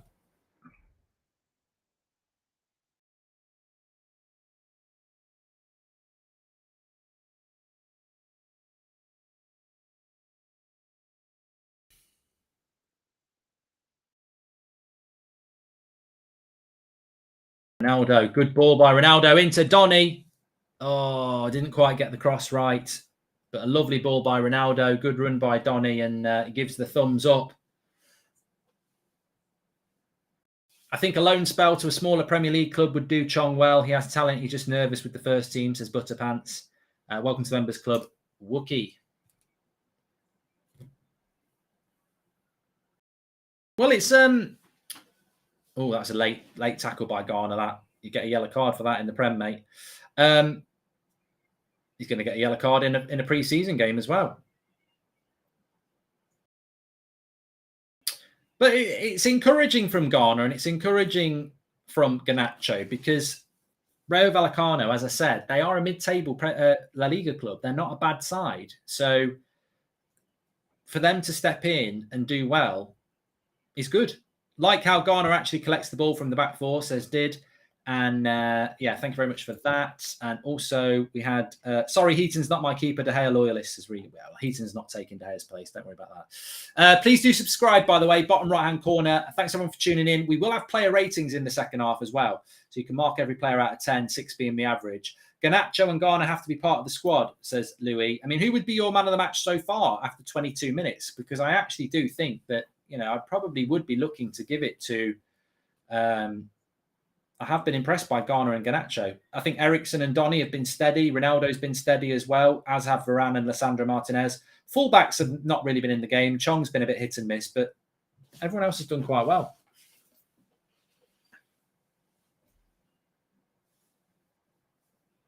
Yeah, a few Garnachos in there, a few Varanes in there. I think Varane has started off well. He's really covered Laird very, very well and shown maturity. And, I mean, really, Falcao's not had a sniff. They've not done anything centrally.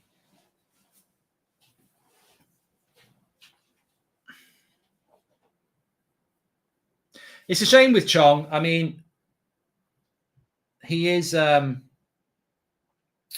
he was a player a few years ago that I thought was going to be really, really good, and then he basically was out for a year with a knee injury, and losing that year,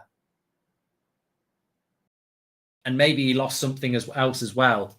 I was really excited about Chong. I thought he was going to be, he was sort of around the Angel Gomez era, wasn't he? And I thought Chong was going to be something really special, but I just think that maybe that injury didn't help. Corner for Rayo here. I'm just going to call him Vallecano. Would you pick Garner over McTominay? Mate, I pick you over McTominay, Goldbridge Senior.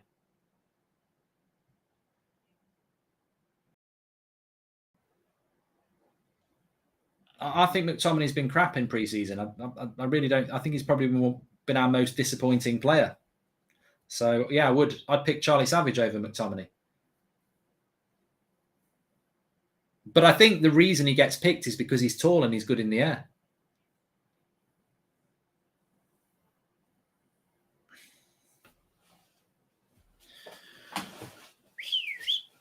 Ronnie pressing like I've seen him do in years, proving he can work this system, says Dan Harding. I mean, he's one of the fittest players in that team. He can press.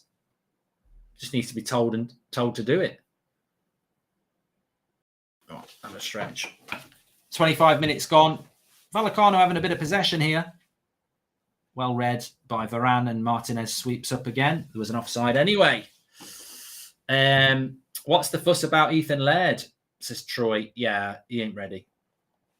He ain't ready.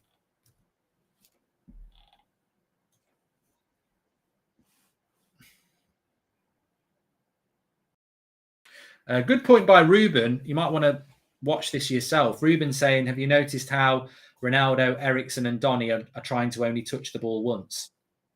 I spoke about this a couple of years ago under Ollie. It's a very good point. If you think about it, under Solskjaer, it used to really frustrate me how every United player would always take a touch, have a look, and then play a pass. Now, if you take that in a build-up, if everybody's going to take a touch and have a look, that's 1, maybe 2 seconds. If you pass it first time, that's like less than half a second. So your opposition has got less than half a second to get into position, whereas under a Solskjaer, they had 2 seconds. If you can move that ball quick, then you're going to catch teams out. And good build-up play then again, nearly getting Eriksen in. It's very hard to defend against a team that moves the ball quick. Really hard. And it's somewhere that Man United can improve massively on.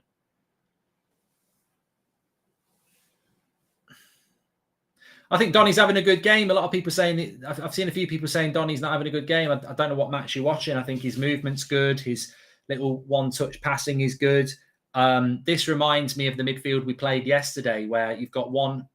We're basically playing as a midfield 3, and with Garner central, and then Donny and Eriksen probing.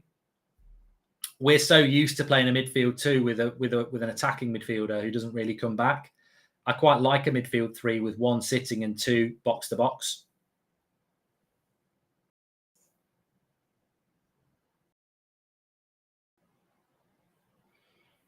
It's like the only downside about this game is it's going too fast. Well done, Eriksen. That was a hospital pass by Chong. Ethan Laird wins the free kick. He'd lost the ball.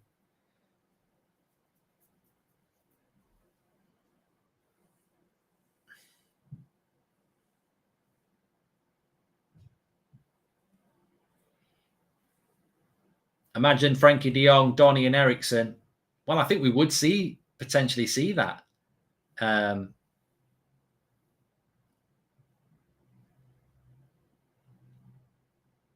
In certain home games.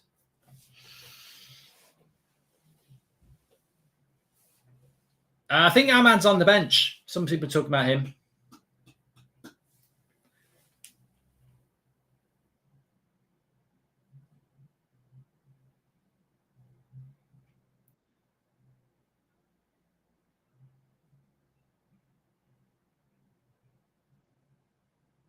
But they're no slugs.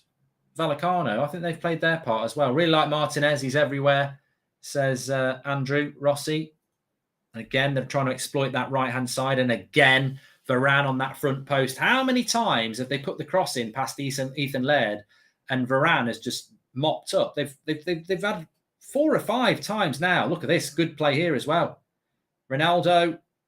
Oh, nearly a great ball, and the keeper has to come out. That's twice Ronaldo's done that as well. Lovely long pass into the Garnacho. But, yeah, I mean, that's the second time Ronaldo's done that. Good link-up play with Eriksen. And, yeah, going back to what we're saying there, they've exploited Ethan Laird a lot in this game. But Varane, every time, is just blocking it, putting his foot in, heading it away. Here's Chong. What the fuck is that? Why so upset about us not being prepared when you know full well we're never going to win this season regardless? United are playing the long game, says Mudge. Go on, Chong. Blocked. Oh, I thought he'd scored. Was it Eriksen? He wants a corner. Just wide. Bruno to the transfer list, says AZM. I thought it was in the bottom corner. Garnacho on the left. Finds its way to Chong, hits it, comes back to Eriksen. Oh, I tell you what, it's such a good hit. Thought he put it in the bottom corner. Just wide. Keeper's beat, all ends up.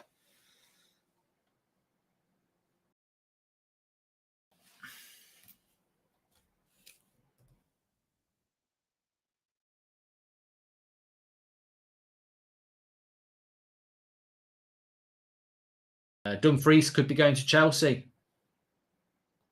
That's from David Ornstein. That's definitely a target of United's.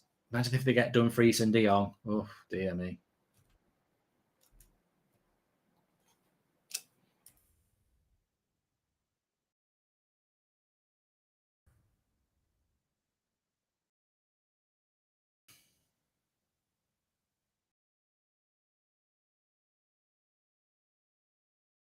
Any news on De Jong? Any idea when Barca must list the new players in La Liga? Says I don't know, but I know that Barcelona are back in Barcelona. They're back from their tour now, so things could start to happen, I suppose.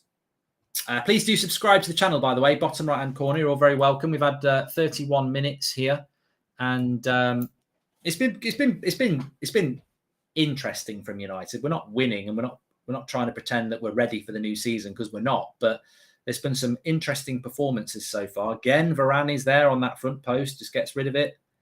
Haven't seen much of Garner on loan. He seems much bigger. Liking him in the 6 role, says Patrick. Nice hair today, Mark. What shampoo do you use? Well, it's funny you should say that. That's from Craspy. Wash and Go. We're sponsored by Wash and Go. Links in the video description. You can get yours delivered to your door. 2-in-1 shampoo and conditioner. For men, I use it every day. Thanks very much for sponsoring the show. Check it out or scan the QR code. It's going to be difficult to keep Eriksen off the pitch. This is a good problem to have. I just tweeted that, Andrew Rossi. I mean, in this form, you'd have to pick. Good defending there by Ethan Laird. In this form, you'd have to pick Ronaldo. You'd have to pick Eriksen. You'd have to. Van der Beek looks so far looks good enough to dislodge McFred, says Mike. Yeah, I don't think it will happen though, Mike.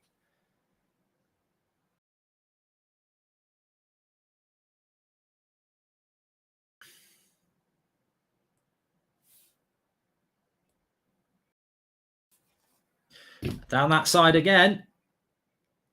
And it's Tellez. Was that Tellez that time?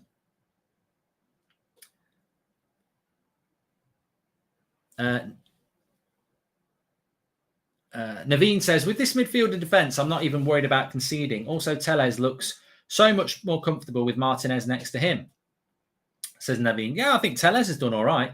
Hi, Mark. Garner and Garnacho look hungry. Ronnie showing he can press, and this is definitely the best centre-back pairing, says Jack. The positive is, I don't think many of these players will start against Brighton, but the positive is we know that some of these players probably should be starting against Brighton. So it puts pressure on the team, on the players in the team to perform. Lucky United just gave Bruno a big new contract as the threefold path. Well, it wasn't Erik ten Hag who gave the contract, was it? I think that's the point. Happy to see we're attacking from both sides, says Ruben. And Rayo's team is worth 50 million. In comparison, Norwich is 100 million. They may have finished mid-table, but they're a relegation side at best, says GB. I don't know what point you're trying to make, mate. It's a pre-season game where we've got a very disjointed United side playing with a new manager. So I don't know what point you're trying to make. Some of these players are playing their first pre-season game as well. So I don't know what you can only judge the performance on the performance. Mark, where can I buy some unofficial Man United merch? As JK. And Sashin says, Garner as our CDM with Eriksen, Bruno and Donny for depth looks exciting. I would give Garner this season. Garnacho looks promising as well. I'm not going to get carried away here. We still need to buy some bloody players. Squeaky bum time for Maguire and Lindelof. Not sure they're going to survive this back line, says Nick P.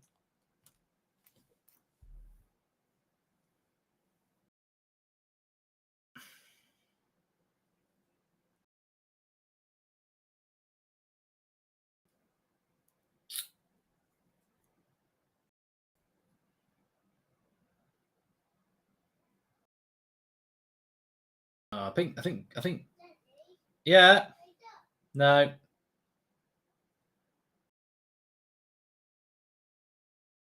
There's a foul there on Laird. Now, somebody just said that Charlie Savage might be coming on for Garner. That could only be for injuries. This is a geometry class. Many triangles on the pitch, says Waleed.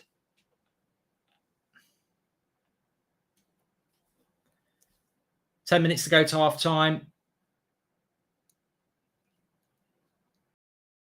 I suppose the only thing Ten Hag would be bothered about is lovely. What a ball by Donny that was into Chong. Turn. Look at Ronaldo just passing it quickly.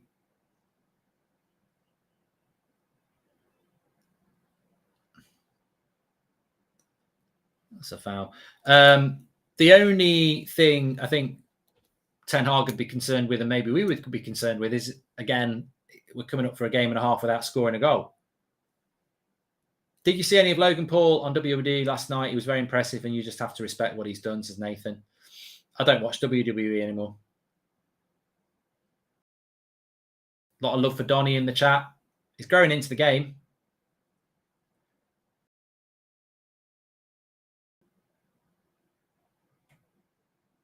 Donny suits a high tempo. That's what it is. Nice by Ronaldo as well. Need to start taking some notes for the match reaction.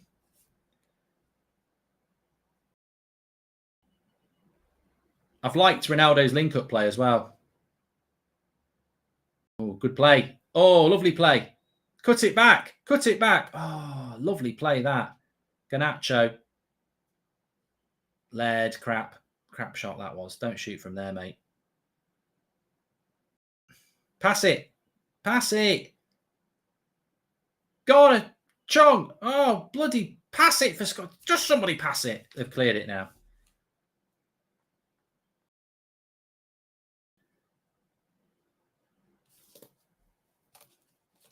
Yeah, I think the right-hand side's just a bit inexperienced, isn't it? Hi, Mark. Good day to you, sir. Laird looks better than Wan-Bissaka. We still need some players to advance this team to the next level, says Len. Well, I don't think Laird's done bad. I don't think Chong's done bad. But I don't think they're on the same level as the rest of the team.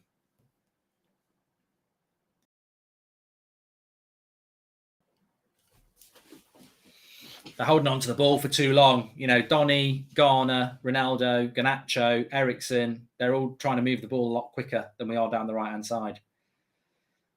But the ball is going down the right-hand side a lot.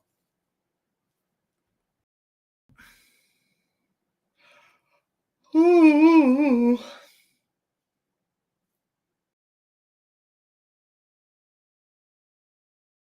Yeah, we could do with a goal.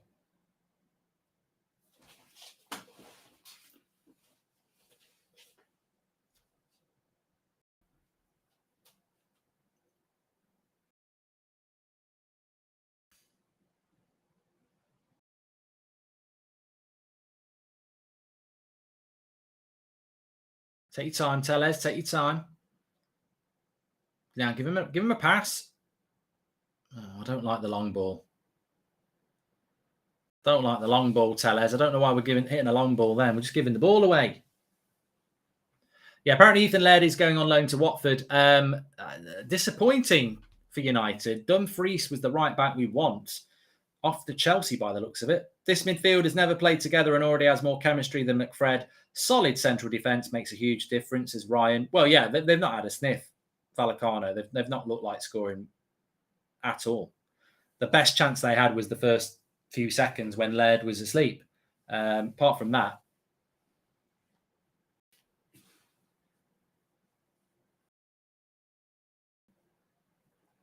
Sancho and Shaw are sick at the moment. Interested to see how many of these players he keeps on for beyond an hour. I'm hoping he'll give them an hour. He might only give him 45 minutes. What's Heaton doing here? That's dealt with by Varane, no worries.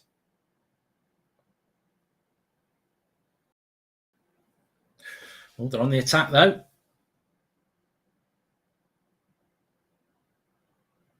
Come on. Oh, we're not getting hold of the ball at the moment. Again, they're going to attack the right-hand side.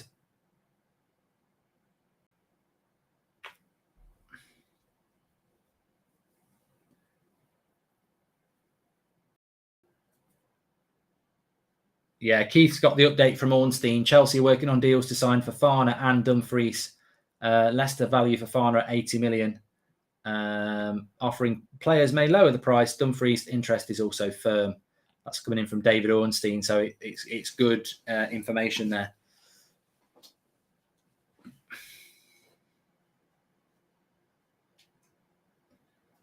Uh, 5 minutes to go to half time. It's gone very fast this half. I just think my only gripe is that we've gone down the right-hand side a lot and we're weak down the right-hand side.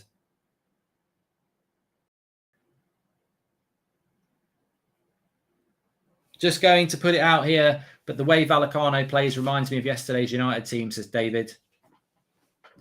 Include Sancho and Malacia, and this team would be my first team, says Mohamed. And was it Real Madrid Juventus game? Interesting game yesterday, says Wackas.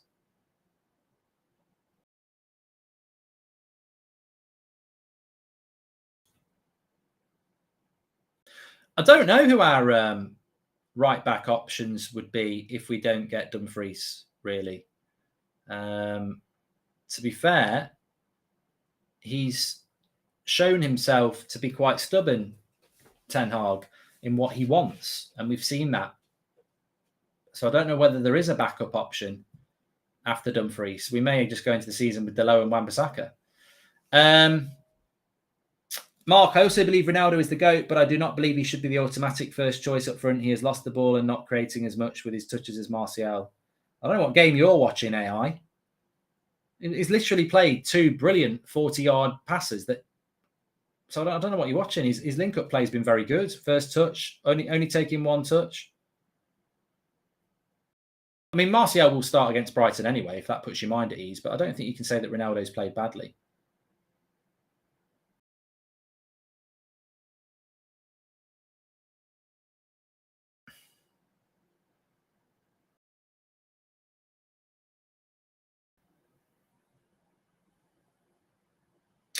Liking the Varane-Martinez partnership as IQ.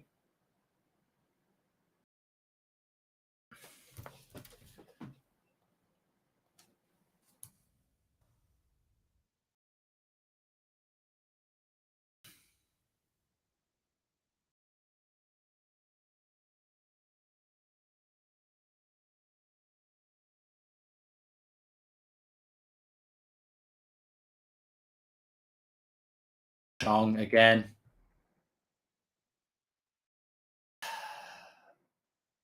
We're super weak in midfield, but these two still outplays McFred, says Purple. Hi, Mark. I think Fred was one of our best midfield players last season with a stronger defence and midfield options. He can even be better.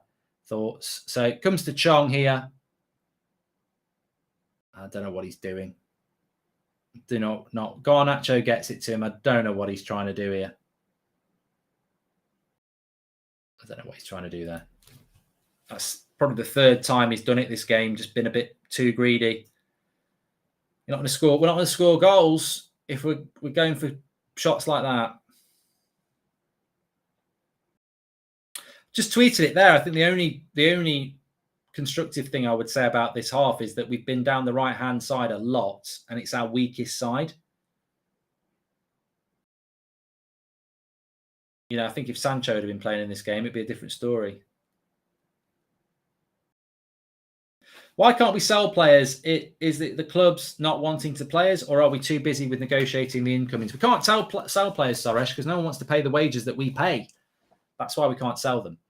Please do subscribe, by the way, bottom right-hand corner. Thanks everyone for tuning in. We're just about approaching half time, so lots to discuss.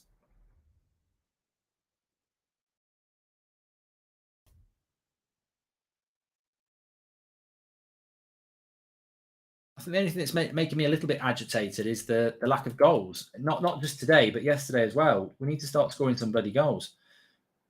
Nice layoff by Ronaldo into Donny. He's got a bit of space.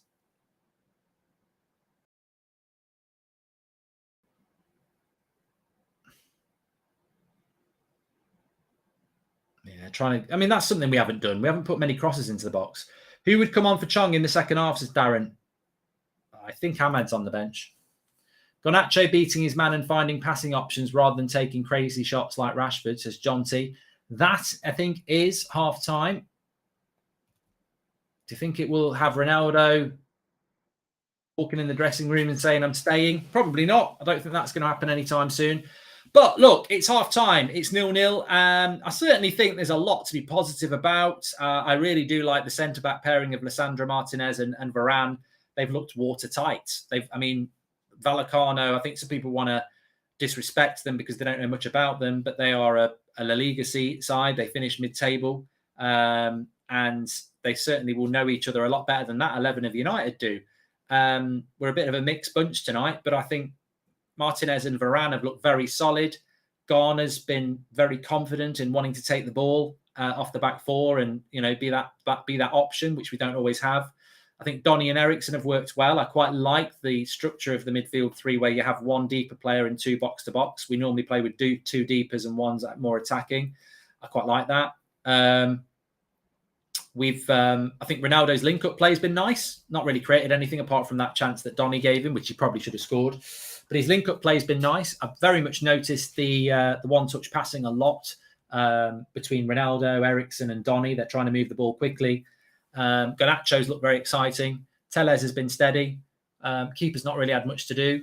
The only constructive thing I would say is we've moved the ball down the right-hand side a lot, and Laird and Chong are our two weakest players. Not because they're bad, they're just not on the level of everybody else. So I think a lot of our attacks have broken down because of that. There's been some bad decision-making by Chong, and Vallecano were trying to exploit Laird a lot, which is why Varane's had such a good game, because there's been a lot of crosses coming in from that side that he's just dealt with his head or his feet. So United look very, very comfortable defensively. We look very comfortable. But unfortunately, if you take it into account yesterday's game, that's a game and a half with no goals. And I think we need to be better in creativity. And as I said, I think we've been very wasteful down that right-hand side. I mean, Chong, I don't mind Chong. I'm surprised how much he's played in pre-season, because I don't think he's anywhere near good enough to play in the Premier League. But he might have a future elsewhere, but he's not a Man United option. And I think he's shown that again today, that whether we loan him out, whether we sell him, he has been the weakest option on that team because his decision-making has been poor. There's been shots. He could have slipped Donny in for a one-on-one. There's been shots where he could have put crosses in. Decision-making down that right-hand side has probably cost us a couple of goals, to be honest, because I think we're worthy of being maybe 1 or 2-0 up on that first half performance. Chong spending too much time with Rashford, says Kyle. Thank you, Dawood. The centre-backs, Garner, Eriksen and Garnacho have been the standouts for me. It's a weird mix of players, so I'm overall happy with how the team has played. Yeah, I'd agree with that, Charles. I mean, these players have been thrown together as well. Let's not forget that the team that played yesterday have played 4 or 5 games together in pre-season. This team today, it's their first game, and actually they've probably played better than the team yesterday. Just seeing your tweet about Eriksen taking Bruno's place, strongly disagree, but if that's your opinion, surely Garnacho takes Rashford's place on Sunday, says Sean Turner. No, look, it's a great point. What do you think about Bruno, Eriksen? Maybe they both play in the same midfield three. Maybe you play Bruno, Eriksen and Fred. I don't know. What I'm saying is, and the reason I tweeted that was for a very good reason. One, I like Bruno. He's one of my favourite players. But two, Eriksen's not come here to sit on the bench. He's not Juan Mata 2.0. He's come to this club because he's been made promises. He could have stayed in London, where he liked it, playing regularly for Brentford. He's come up to Manchester to play regularly for Manchester United. That's the exciting thing about Eriksen. He's going to start games. Who is he going to bench? That's the thing. That's all I'm saying. Laird is fine. Chong is terrible. I personally don't think Laird's that ready either, if I'm being completely honest. I mean, I'm more than happy for it to be Chong's the weak link in that side, because he is. But I think Laird's been exploited a lot. They've got down that side a lot, and he was fast asleep, wasn't he, on the start? Mark my team for the first game: 4-2-3-1. De Gea, Dalot, Varane, Martinez, Malacia, Garner, Eriksen, Sancho, Bruno, Tellez, Ronaldo. All right, weird one, Bright, but it's all about opinion. Garnacho must be challenging Rashford's spot this season. I doubt he will be, Mike, but he looks very intelligent on the ball. Well done for reaching 1.4 million subscribers again, says Aki. Thank you very much. Please do subscribe, bottom right-hand corner. Garnacho and Laird have been phenomenal, says Teddy. Chong is so frustrating, in my opinion, and he's staring another loan in the face. It's interesting that some people think Laird's played well. I thought he was okay, but I do think they've exploited that right-hand side, and I don't think we've been as fluid down there as we have been down the left. As poor as some choices have been, it's been exciting to see the triangle passing between Van der Beek and Eriksen. Haven't had that in a while. Yes, Cody, and I do think Donny deserves a shout-out, because I think there's a few fans that have sort of written Donny off, and I don't think that's right. A few people have written Donny off, and I actually think he's played well today, and I thought he played well against Villa as well.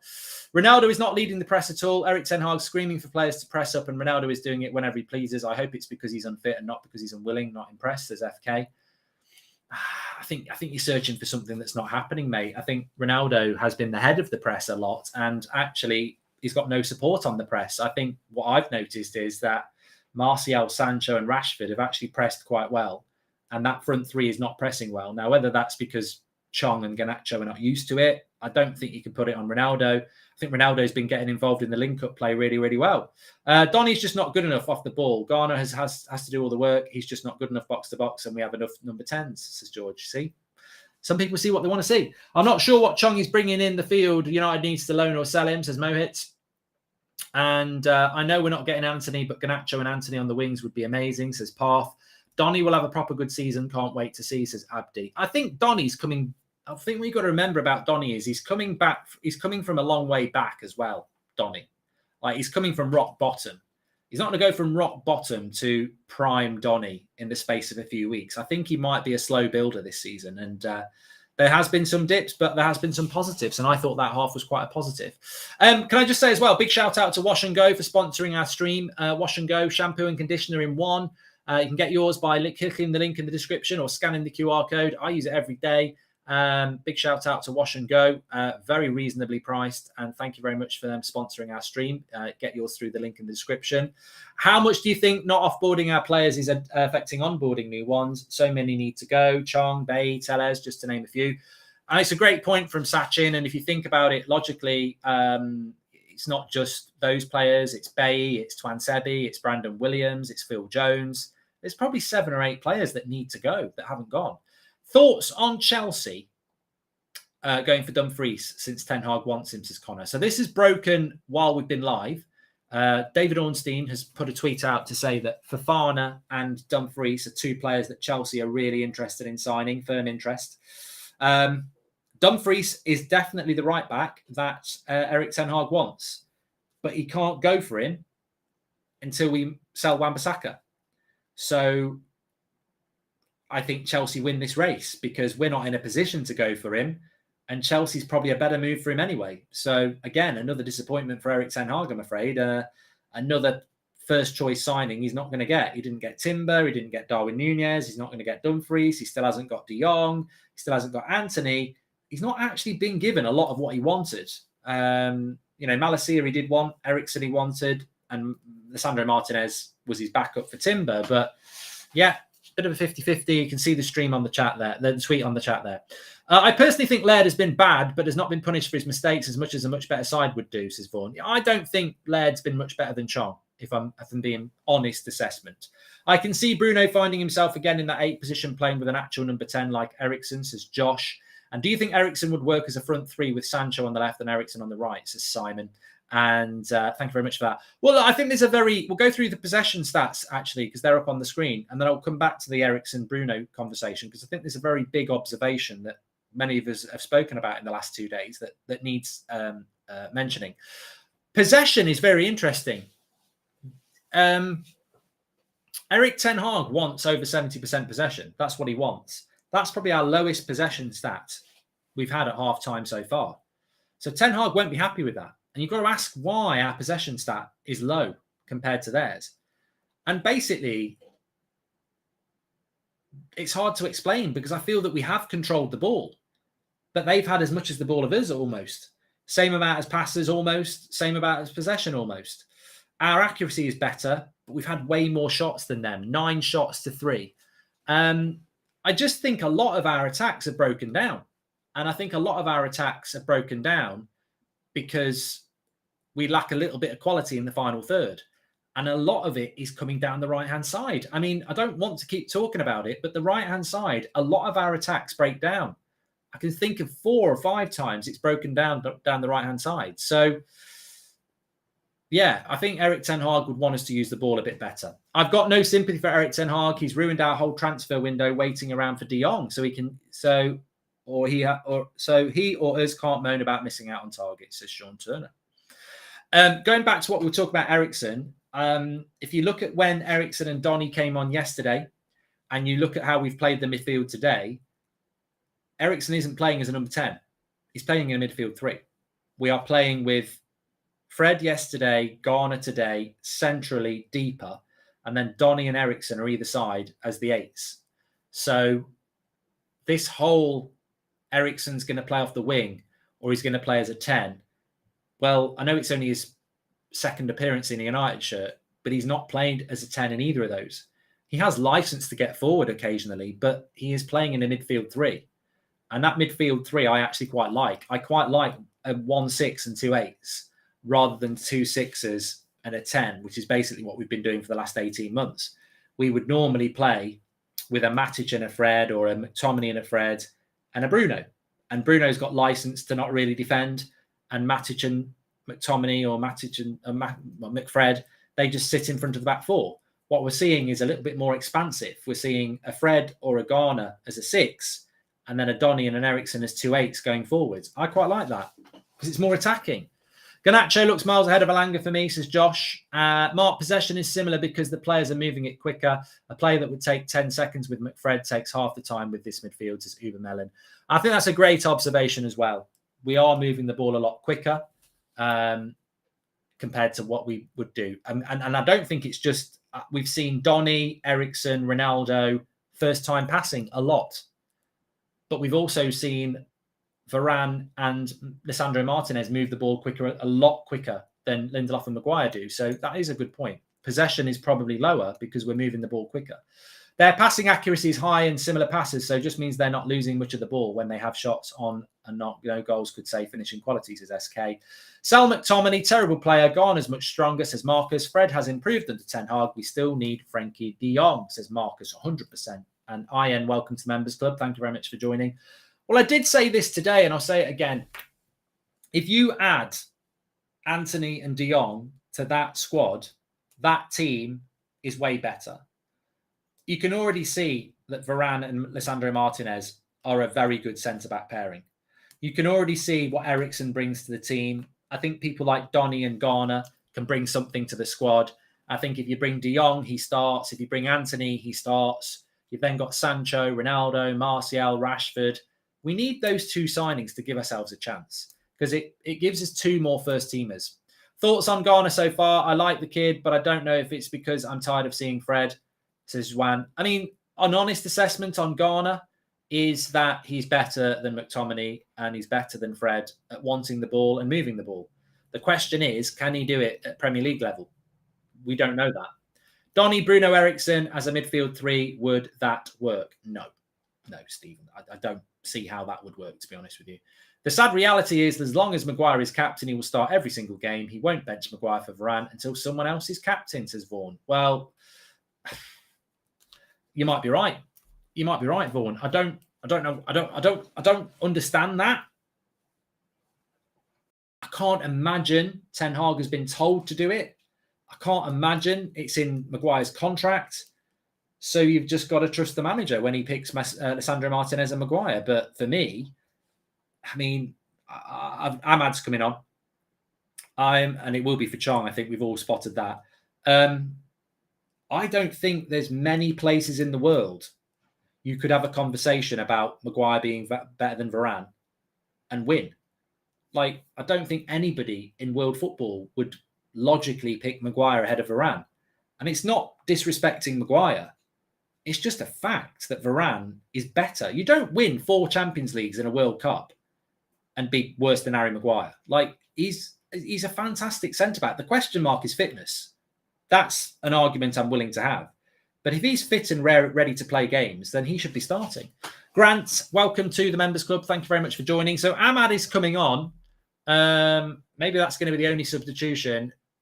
I mean, look, it's a chance for Ahmad because Chong was not very good. But this is why we need Anthony. Please do subscribe, by the way, bottom right-hand corner. I don't know what we're on now, but thanks everyone who's getting involved. Please do subscribe, bottom right-hand corner.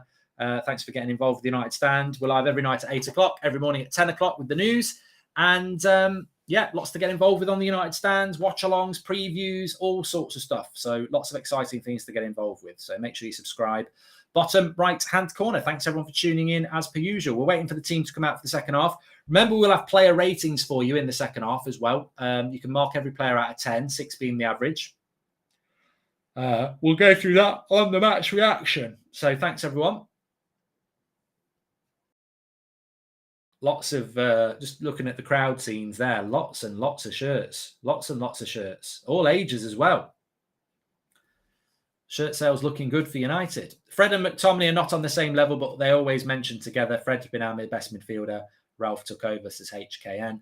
And Klopp plays 2 8s and a 6, and it works for him, says Ryan. Look, I'm not. There's a few people who've mentioned this to me about McFred, and I don't get what people's problem is it with the word McFred is. Who's been our starting midfield 2 for the last 18 months? McFred. Until they get broken up, they'll get called McFred. It's like Vidic and Rio. It's like Pallister and Bruce. They're a midfield 2 and they come together at the moment. Until they break them up, I can't judge Fred on his own. I think Fred and De Jong sounds decent. I think Fred is way better than McTominay.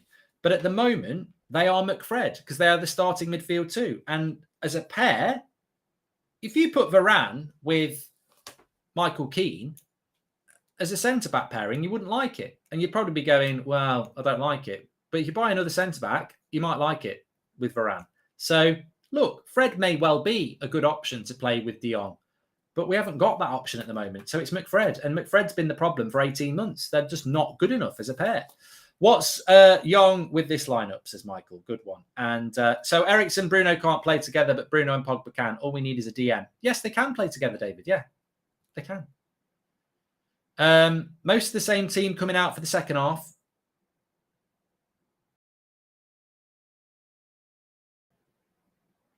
Chong's still on. Ronaldo's come off.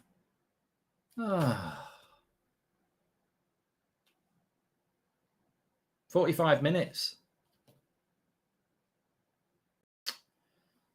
That's, I mean, I suppose it's a fitness thing, isn't it? He's just giving him 45 minutes, but I'd have given him another 15, Eric. Ahmad's up front. Denzel, thanks. Welcome to the Members Club. Ashley, maybe he's playing this attacking and midfield options today to put his case forward for needing Anthony and De Jong to show the board we've got no depth. I knew people in the chat. Ronaldo's definitely leaving because he came off at half-time. Ronaldo's come off at half-time because it's his first pre-season game. And if you think about it, if you go back to Rashford's first pre-season game, Martial's first pre-season game, they played 45 minutes. It's just building up match fitness, isn't it? So, yeah, he's probably only had 2 or 3 training sessions. Martinez has looked really comfortable in red, says Teddy. That's just a fitness thing. It's disappointment, but I can understand why Ronaldo has only played 45 minutes. Second half is just about to start here. Let's see if we can get a goal then. It might be more difficult now. And we're off, second half.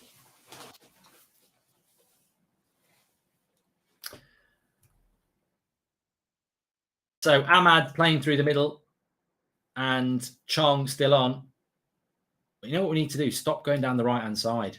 Come down the left-hand side a little bit more.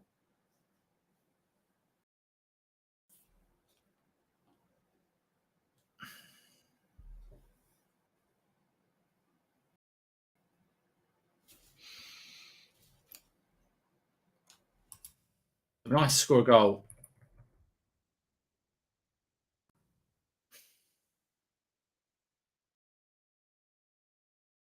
Oh, I can't time that. But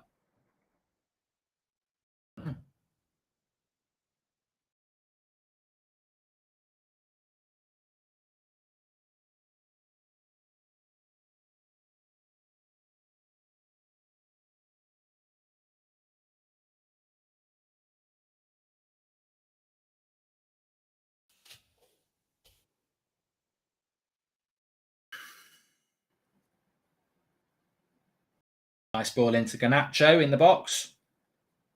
Look at the close control, loses the ball. On a serious note, there's a few people in the chat that I feel I almost need to explain the situation to you because you're not using your brain, you're using your emotions. Obviously, it's disappointing that Ronaldo's only played 45 minutes, but he's only started training middle of last week. If you go back to that first game against Liverpool on pre-season, how many minutes did Martial play and Rashford play and Sancho play? 45. It's his first pre-season game. Ten Hag has been very consistent about how he's treated people on their first pre-season game. So 45 minutes is disappointing, but also expected. It doesn't mean he's leaving. It doesn't mean he's staying. It just means it's fit. It's about building his fitness up. Start, bench, sell, Fofana, Salah, Alessandro, says Sefa. Don't really care because only one of them plays for United. We might have a chance now. Ronaldo is gone, says Sean. McTominay should go on loan to a Tellez. Good shot. Goal! Traore. Ahmad, sorry, not Traore. Ahmad scores. Ronaldo would have liked that. Ahmad gets the goal. Good shot by Tellez. Instant impact. I mean, it's a tap in, and it's 1-0 to Manchester United. It basically, Tellez shoots. Good shot by Tellez. Keeper's unsighted, spills it, and Ahmad's there to follow it in. But it all comes from Tellez' shot. Good hits. Keeper doesn't control it. And Ahmad's there to make it 1-0 to Manchester United. Ronaldo would have loved one of those. Took it well. There's absolutely no way. Don't even come into the chat and start talking about could Ahmad be a striking option. He's not big enough to play up front in the Premier League. But he took it well. 1-0 to United. We've got a goal. Good to see. Good to see.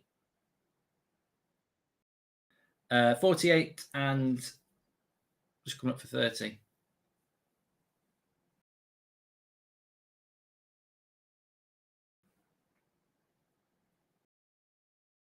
Well, everyone loves Ahmad, so it's nice to see him score.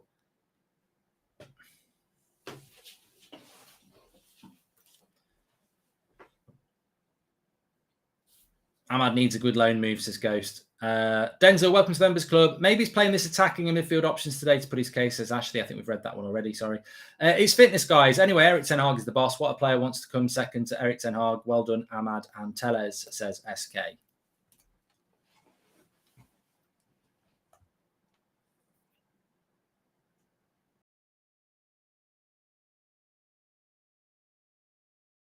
Well, at least we get to see the left-hand side a bit better in this second half.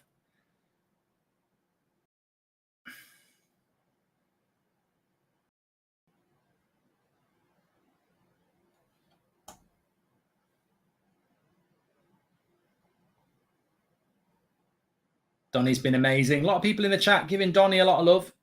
Good to see. Apparently the clock's way off. 4. Yeah, you're about 10 seconds off.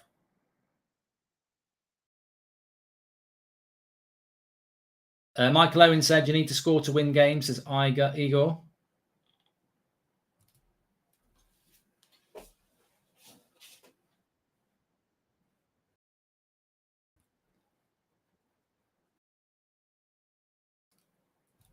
Yeah, but I'm on 5 minutes and 10. I'm on 50 and 10 now. Is that what you've got? Yeah, all right. Okay.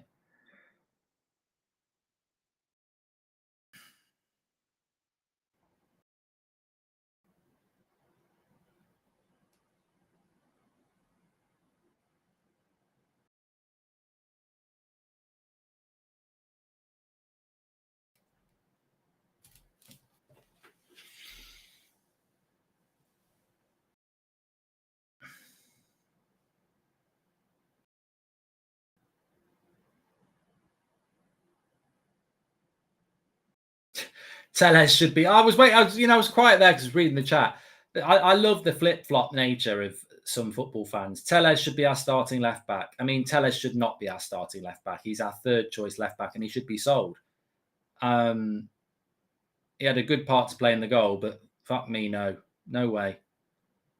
Never in a million years should Tellez be our starting left back. We saw enough of Tellez as starting left back last season, and he'll cost us too many goals. Nice to see him doing something attacking. They've just hit the Denver. Vallecano, good shot. Heaton was beat, but it hit the bar.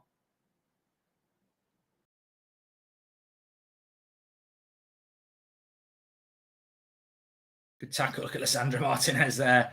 Nearly put the ball into touch and nearly put the player into touch. It was Falcao with the shot. Oh, I would have loved Falcao to have worked at United.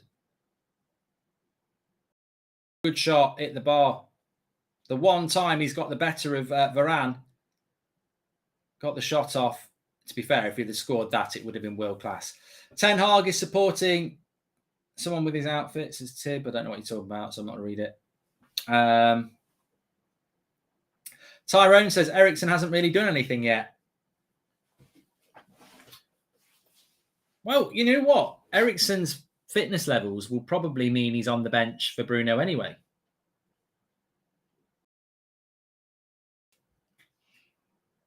Ten Hag is obviously very, very eager with his fitness levels conversation, isn't he?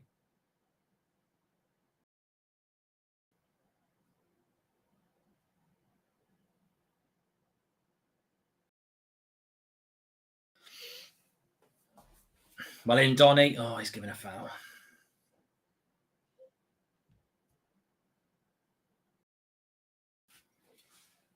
Hate to be the one to say it, but does the team work better together without Ronaldo? Says Thomas. Oh, Thomas, go to bed. I can't have non-serious football conversations. Like, we scored a goal because Tellez hit a shot and the goalkeeper spilt it and it was a tap-in. We're playing no different to how we've just played for 45 minutes. Absolutely no difference at all. And Ronaldo has gone off because it's his first pre-season game and he's played 45 minutes. Mark, who do you think is bigger, Man United or Ronaldo? Says Tahir. I don't really care.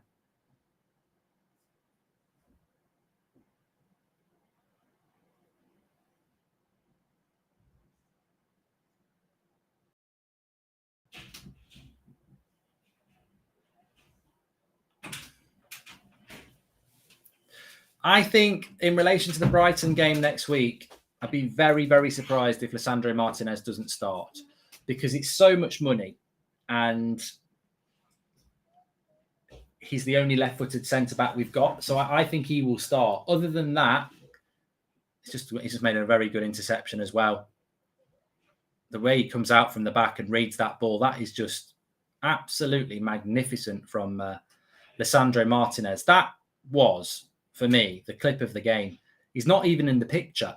They knock the ball into the Vallecano attacker, and Lisandro Martinez just comes from absolutely nowhere, flattens him, wins the ball high up the pitch and just plays it through. I mean, that there will give Ten Hag a very big smile. Garnacho over Rashford. This kid is hungry and not influenced by the Ollie era and the toxic British players. Give the kid a chance, says Denver. Van der Beek and Eriksen have done brilliantly today to beat the press and win the ball high up the pitch. Both deserve an 8. Pity we didn't get a sou today, says Julian.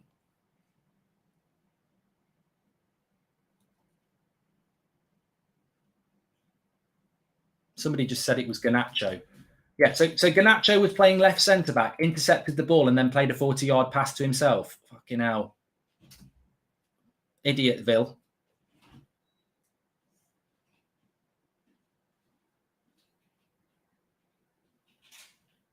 Hopefully they're going to show it again because it was delightful. The camera's on him at the moment. They need to show that again. Absolutely fantastic. Oh, Garner's got a bit of a knock.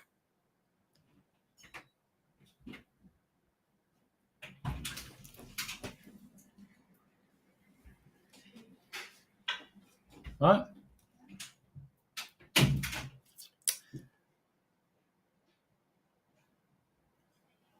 Corner to Vallecano here.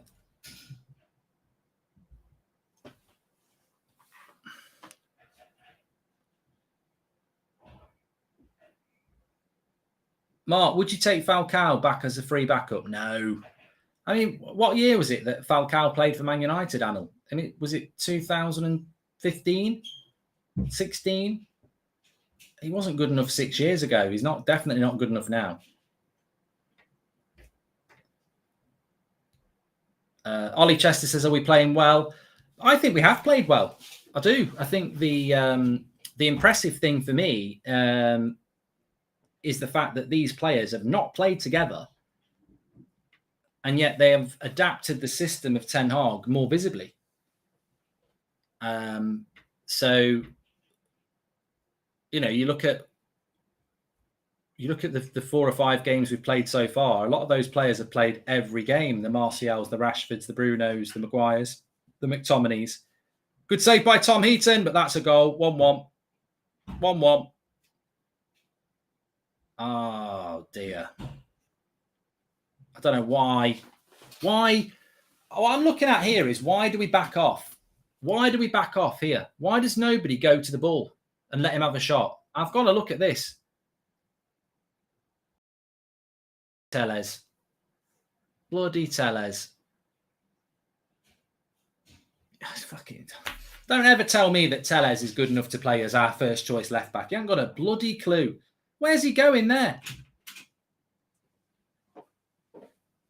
Well, he's caused a goal and he's delivered a goal. But that's why Tellez ain't good enough for Manchester United, because positionally he's terrible defensively. He's too concerned about the player on the overlap. But the player on the overlap can't score. The player who's got the ball is running towards goal. You've got to go and deal with the threat. Sometimes you'll have a 2v1 and you'll be the one defender. You've got to make a choice. You don't just, and you've got to go and cover the more dangerous player. If he leaves the player on the wing, that player's got to put a cross. If you leave the player who's running through on goal, they have a shot. Crap by Tellez. This is why he needs to go.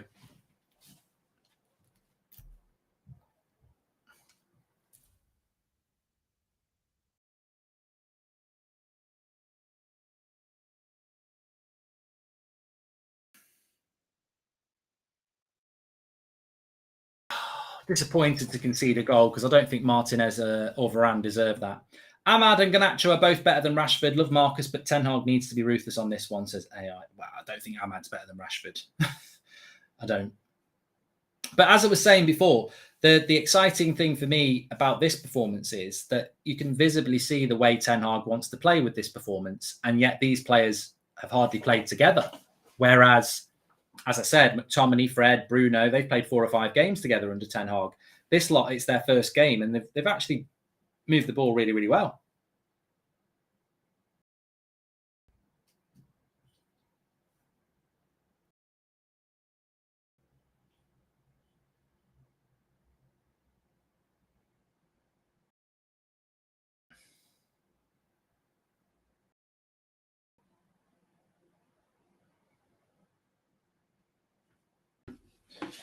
So half an hour to go, 1-1. We've had a couple of goals.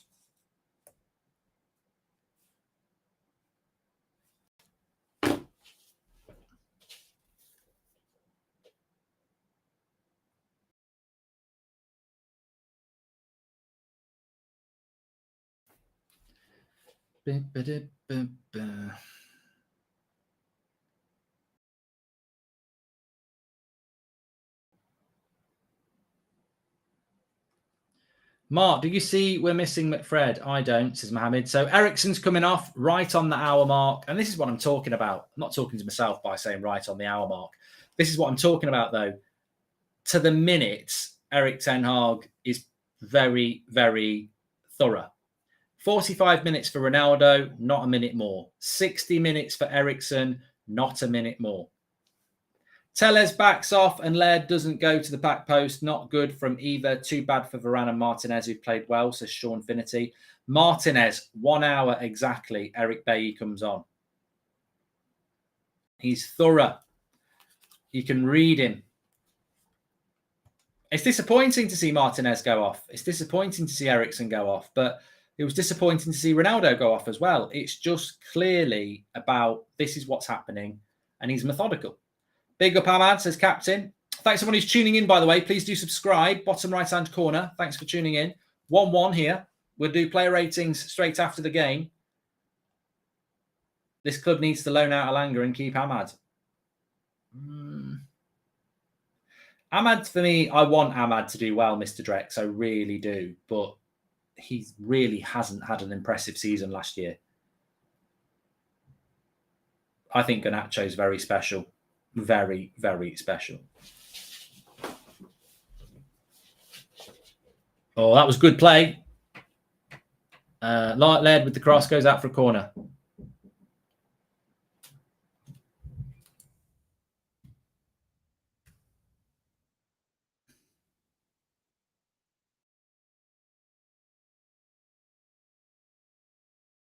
See what happens with this corner. We've got some good height in this team. Tellez is on the corner.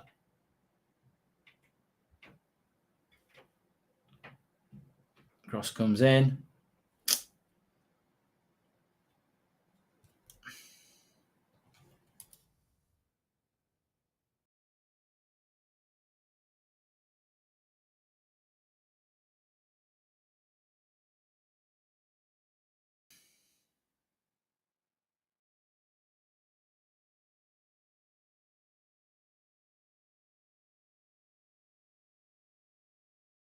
Just so intelligent with the ball, Garnacho. I like the way he mixes it up. I mean, I'm trying to think of a player that he reminds me of, and he knows when to run with it and he knows when to pass it, and that's just such a good combination. You know, that sort of Sancho mentality. I think about Rashford, and he's not like that. He runs with it well, but he doesn't know how to pass it. And for somebody so young to be already very good decision making, that bodes really well for his future, that he already knows when to pass and when to run with it. Eric Ten Hag trying to get a tune out of Rusty Banjo, says Ross. See, it's all Ronaldo's fault. He leaves the pitch, United score immediately, says Clegg. And any news on Dumfries or more players coming in, says Jamie. Well, the news on Dumfries is that he's going to Chelsea. John says that Ethan Laird has been exciting to watch. I really haven't seen that, mate. I would give him an average 6 and be generous. I don't think he didn't impress me massively in the first half. I know he has impressed some of you. I suppose that's the beauty of football, isn't it? Oh, we've got a bit of a break here for Vallecano, and he's lost his man again, Ethan Laird, but he makes a good interception. Love your video, Mark. Greetings from Germany, says Shocks. I suppose the positive thing about Ethan Laird is he's got the recovery pace. He has got the recovery pace. But his positioning is not great. But look, I always say this about the young players, and I'll say it against Chong. It's fine to say they've not had a good game. It's fine to pick holes in the game that they need to improve. But I don't like it when people start saying they're shit, get rid of them, all this sort of stuff. I don't think as young players we should be doing that. Falcao comes off. A few substitutions for Vallecano now. Is Laird better than Wan-Bissaka? I mean, it's quite popularist to say yes, but he probably isn't, to be fair. Garnacho reminds me a bit of a young Eden Hazard, says Summerjit. Garnacho's leaving next summer, sadly, says McCabe. No, apparently he's going to sign the contract.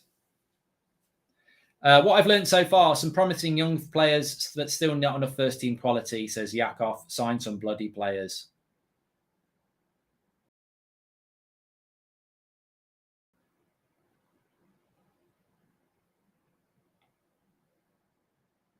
Just Jamie says we won't be buying a right back then. Swiss Tony says Garnacho reminds me a bit of Foden. I think he's more mobile than Foden, but I know what you mean. He's got that ability to run with the ball and play a pass, but he looks more mobile to me. Number 21 from Vallecano is good, says Bastian. Keep an eye out for him. Garner's played well. I think he's been a bit quieter in the second half, but I think Garner's had a good game. I mean, I don't know whether people are noticing this, because I certainly am. I think under Ten Hag, we tend to drift in the second half, and I think we've drifted a bit in the second. I know we scored, but I think we were better in the first half. And that happened yesterday. It happened against Aston Villa. Are we struggling to maintain the levels for 90 minutes, which you're going to expect in pre-season with a new manager?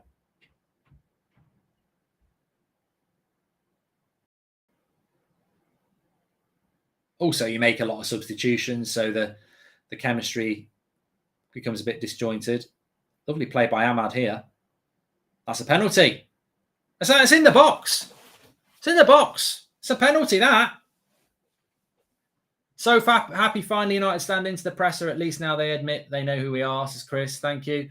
That's a penalty for me. It's in the box. It's good play by Ahmad. He does well. Wins the ball. His foot's in the box, surely. That's not the angle. Watch his foot. Keep an eye on his foot. Maybe it was just outside. Maybe it was just outside. It's a free kick. He looked inside, didn't he? He was outside. Outside, go to Specsavers, says Archie. Thank you. Thanks for that. Please do subscribe, by the way, bottom right-hand corner. Big shout out to Wash and Go. Thanks for sponsoring the stream. You can get yours delivered through the link in the description or scan the QR code. So Donny's on the free kick. I don't think he's a free kick specialist from here. Donny winning the ball high up in important areas was great to see. He's impressed me today, says Christian.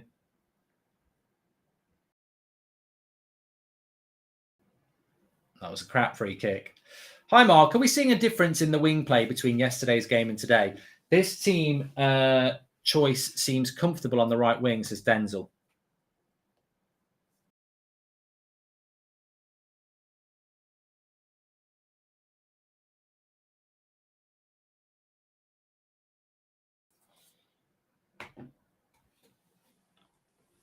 Oh, they're in down the right-hand side here.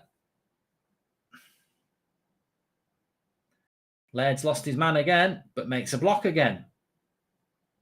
Recovery pace.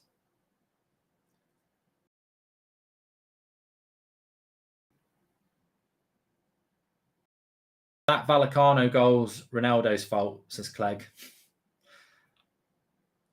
Mate, look, if you want to blame Ronaldo, why aren't you all at Old Trafford? You could have got a ticket. I really want you to go to Old Trafford and try and boo Ronaldo and see what happens. You know, you can all do it in the live chat, like, you know, Billy Big Bollocks, but go to Old Trafford and try and boo Ronaldo, see what happens.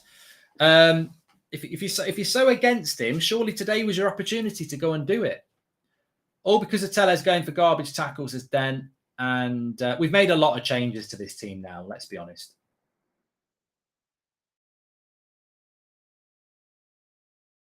Player ratings comes out in about the next couple of minutes, actually. Why don't I go just me? Because I sit in front of about 35,000 people and do a watch along.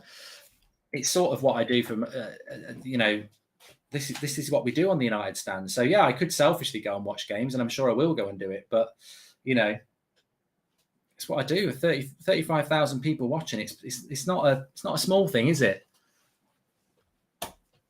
You know, each person can make their own choices, can't they? But I feel that if you're so vocally against Cristiano Ronaldo, today was your opportunity to go and do something about it. Typing it in a live chat or on Twitter. I mean, what's that going to do? People just ignore it.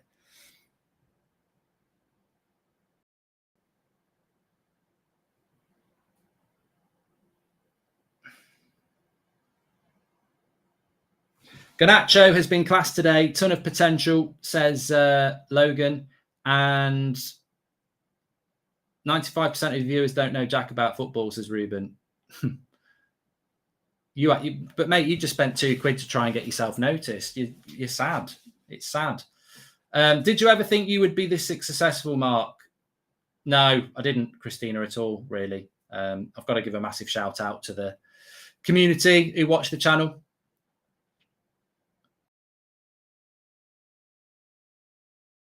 I think it's going to be a very challenging season, though. You know, I do think it's going to be a very challenging season. I just want to get to that point where, for most of my life, you watch United and you just expect to win and enjoy watching the football. You know, match of the day used to be a staple of my week, just watching the highlights of the game I've already watched and enjoying it. But I must admit, over the last 10 years, I've hardly watched Match of the Day. I don't know about everybody else. I don't watch Match of the Day very often at all anymore.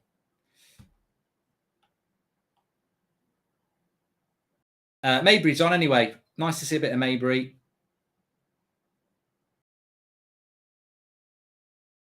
Opening day watch along on That's Football will be Friday night, Zidane. Won't be opening day. It'll be opening evening. It's Friday evening. Crystal Palace entertain Arsenal. Will be live on the United stand, not on the United stand, on That's Football for our first Premier League watch along. Of course, United play at 2:00 next Sunday. Home to Brighton. Need to get 3 points. We beat Brighton last year. So look, absolutely not scared of Brighton. Respects, yes, but not scared of them. And we beat Brighton with Ranić. So Daniel says, why do you lie about your height? Why are you obsessed about my height, Daniel? Does it make you feel small? Do you feel insignificant that you're sat there somewhere like a sad little twat obsessing about my height? I know I'm 6 foot. I've been 6 foot since I was 15, and I'm still 6 foot now. So I don't know why people get obsessed about my height, but just deal with it. Not watched Match of the Day in years. We're crap, says Tom Jones. Well, I want to get back to watching that. Definitely. We beat Brighton at Old Trafford. We're playing at Old Trafford. I think today we've been infected by what I call idiots, because they just don't. I mean, I've had somebody told me that Garnacho tackled the player and passed the ball to himself when it was Martinez. We've had people saying that Ronaldo got subbed at half time because he's going to get sold when he was only ever playing 45 minutes. We've now got people putting 4-0 in the chat when we're playing Brighton at home next week. And I'm talking about we beat them at home. I know what happened at Brighton, but we're not playing at Brighton. It's like Arsenal's game against Palace. If Arsenal were at home, I'd quite fancy them to win. I think the fact that it's at Palace makes it more difficult. So I expect us to win next week. What's Hannibal's best position, says Sakib? Don't know, but another couple of substitutions here. Show Retire's coming on and Iqbal is coming on. Garner comes off.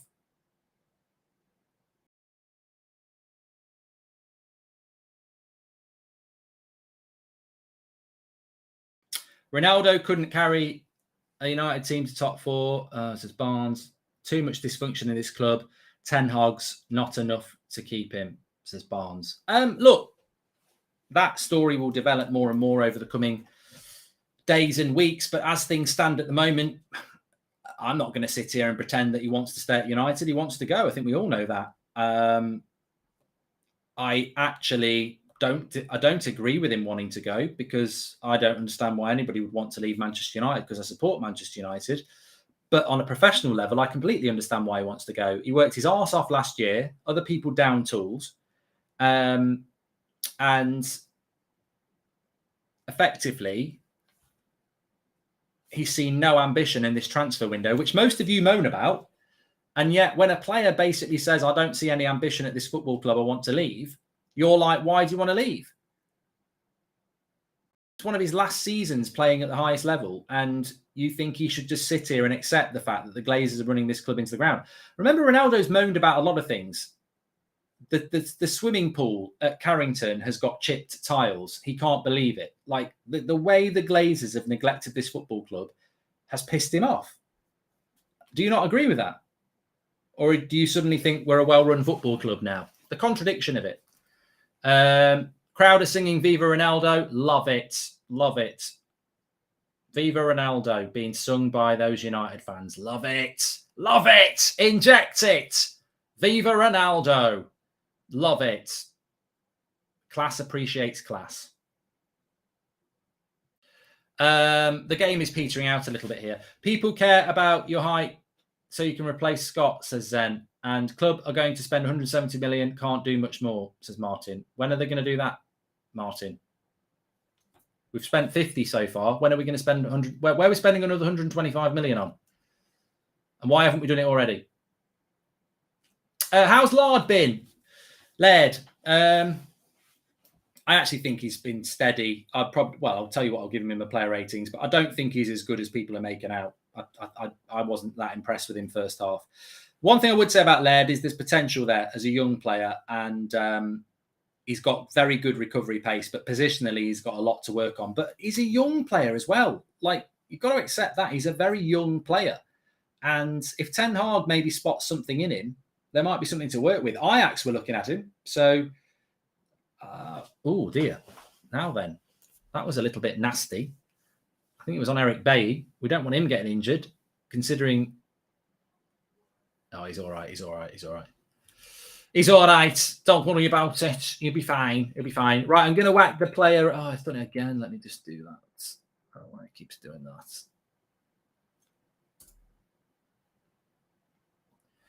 Player ratings, mark every player out of 10. 6 being the average. Star for your man of the match. I'll drop you the link in the video description for you anyway, but it is on the website, theunitedstand.com. So... I've got to be completely honest here. That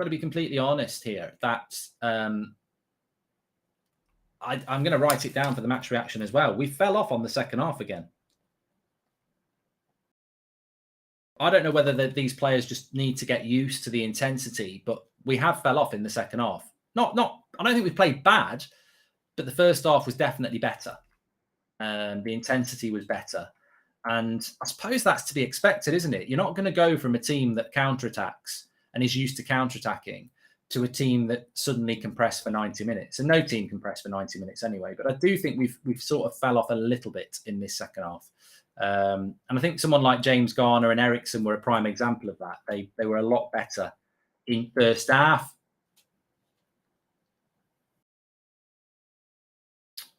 I had a super chat there. I just wanted to read. Let's have a look.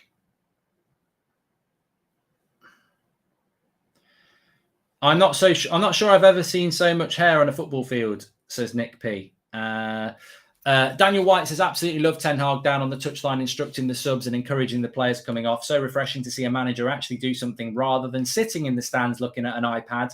That's from Daniel White. Totally agree with that, Daniel. And Luke says, why Viva Ronaldo, running down the wing in United saying Viva Ronaldo, says Luke 82. Can we score a second? Well, Chong has played 90 minutes.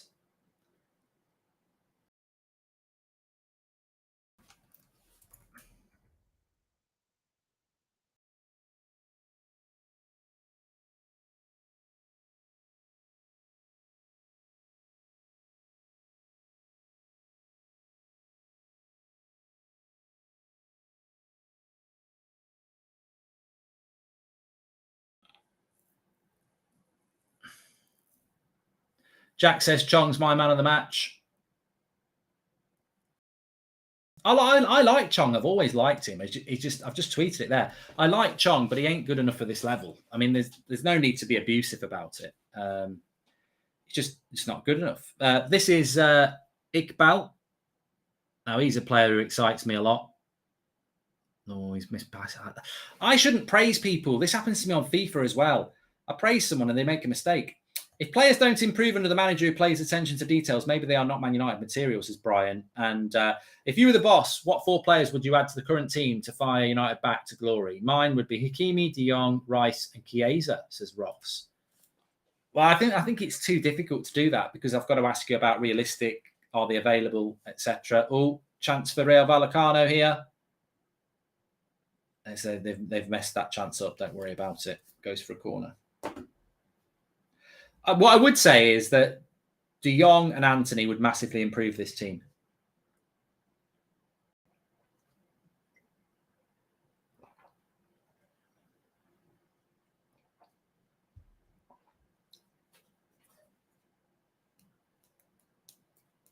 I'm looking forward to the player ratings. Links in the video description. Mark every player out of 10, 6 being the average. You know what I would concede about Ronaldo, though, because even last year when he was scoring hat-tricks and that, you almost cannot have a proper conversation about Ronaldo. I've said this a few times, and I'll repeat it again. It's almost impossible to discuss Ronaldo's first half pragmatically because there will be haters who don't like him who will just say he was shit. There will be fan club Ronaldo people who will say he was man of the match. And there'll be people like myself who will go, you know what? For his first 45 minutes of pre-season, I think his build-up play was very good. He probably should have scored the chance that Donny gave him, but very encouraging. But I think with someone like Ronaldo, it's almost impossible now because it's just become a bit of a circus. Iqbal with a good shot there. Do you think Ronaldo recommended Nunez and was upset when we pulled out the deal due to the price, says Mike? Don't know. Mark, really concerned about the season started, watching the starting 11 plus bench of City and Liverpool, and this is shocking, says Nick. Thank you very much, Nick. There, thank you. We've got about 10 minutes left to go. So if you want to do your player ratings, mark every player out of 10, 6 being the average. Links in the video description for that.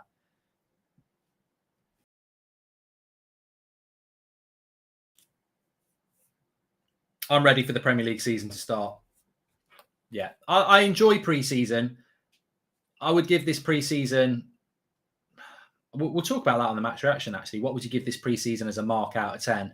There's so many factors to it because the lack of signings has sort of hindered us a little bit. I like pre-season, but I'm ready for the start now. You know, I'm ready for the start of the season. I'm ready to get the party started. However it may go.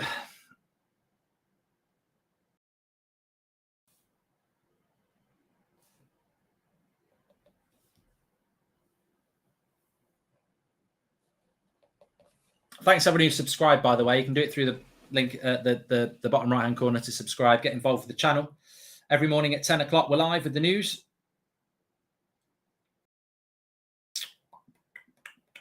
A lot of changes have been made now, hasn't it?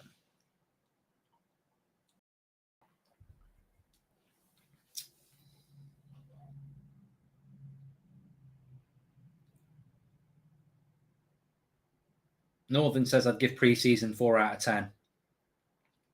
I think we've shown glimpses, and then at other times we've shown glimpses of the problems. I felt that second half yesterday was, I could almost be watching Ollie or Ranić United. We just fell off majorly yesterday.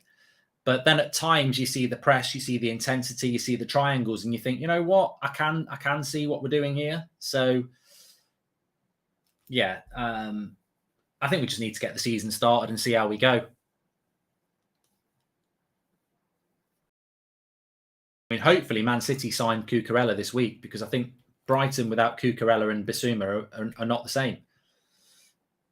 Is this the first time Donny's played 90 minutes? Says Akshay. And wild prediction, Ronaldo is sold. We don't buy Sesko. Everyone is panicking, but Martial as the 9 goes on to score more goals than Haaland, says Bames. Never going to happen, mate. You know why it's not going to happen? Because Martial won't stay fit. I like Martial, but he won't stay fit. I don't know why people think Martial is going to stay fit week in, week out. He just won't. Look at his injury record over the last 2 years. Another substitution. I like this lad, number 68. Norwegian, coming on for Chong.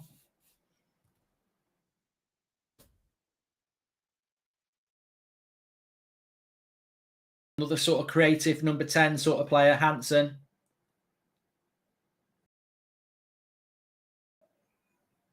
Bop.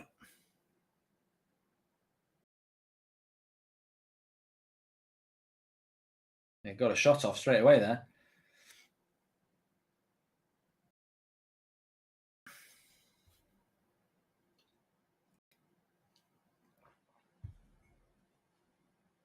Mark, you must be dreading playing us, says Zayn Miassi. All you have is improved the defence. We now have one of the best attacks in Europe. When do we actually play Arsenal, Zayn? Because as long as you're not playing us in the first 3 or 4 games, we might actually have our signings done by the time we play you.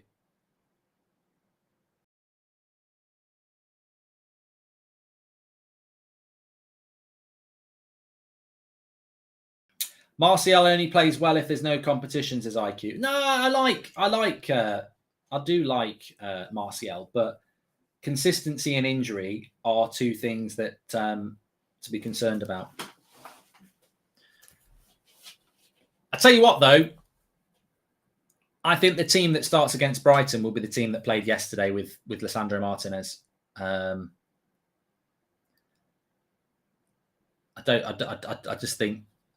I think what we do know about, and I'll write that down for the match reaction, I think Ten Hag has given us a big hint as to how, not methodical, not anal, what's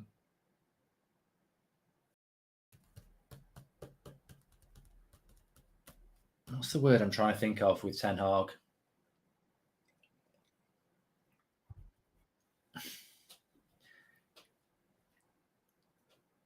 Structured, no. By the book, stubborn. I just don't think he leaves a lot. I mean, look at it. Ronaldo, you're playing 45 minutes and he plays 45 minutes. Precise. Yeah, precise is a good word. Consistent, yeah. Ronaldo's playing 45 minutes. He comes off after 45 minutes. Martinez and Eriksen, you're playing an hour and they come off on 60 minutes exactly. Like, I think he's methodical and precise. And therefore, I think he will think through the week, I'm going to pick players that have played most preseason games because they're the fittest players I've got. So I think he will play Maguire. He will play McFred. He will play Bruno. And on the bench, you will see Eriksen and Donny and maybe Ronaldo. And he will play Martial and he will play Sancho and he will play Rashford, because I think he's meticulous and I think he will just go with that. Erik Ten Hag, but I do think Martinez has got a chance of starting. Erik Ten Hag, maybe the next Klopp or the next Hasenhüttl, says Zephyr. Got a long way to go. I want him to be the next Ten Hag. How many league goals if Ronaldo stays, says Josh. And Garner isn't an upgrade to McFred, just 1 metre passes, says Dej.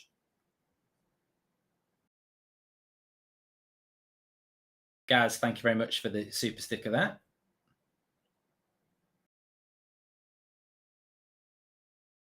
I think Ahmad's cameo has been all right. He's shown a bit of strength. He's shown a bit of link-up play. This team will get absolutely wiped out by City and Liverpool. Arsenal and Spurs progressed ahead of United in the transfer market. Ten Hag isn't good enough, says the Infiltrator. But I don't think it's Ten Hag's fault that we get wiped out by Arsenal, by Liverpool. I don't put the blame for that on Eric Ten Hag. I put that on the blame for the board.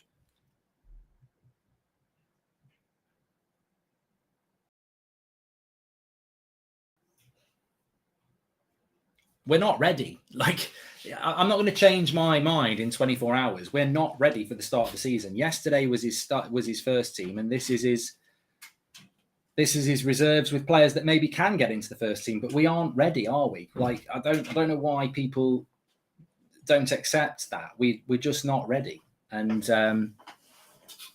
we're not going to be ready. We're just going to have to hope that the buzz of an Old Trafford game against the Brighton side and the crowd's rocking and it's the first game of the season, that we can survive on the buzz for a couple of weeks.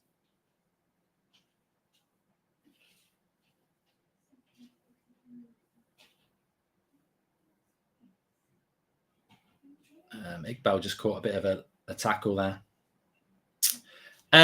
Make sure you do your player ratings. Links in the video description. I'm going to go straight from the end of this onto the match reaction because I know England are playing, but it's half time. So I want to try and catch the second half of that. So we'll go straight from this into the match reaction. Thoughts, player ratings and all that. But in general, I really enjoyed the first half.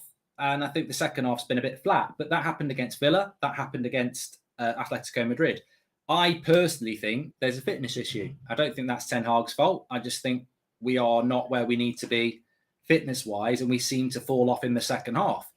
You could also say that that's because we make a lot of changes in the second half. So I'm interested to see next week against Brighton whether whether that's just fluidity. I don't know.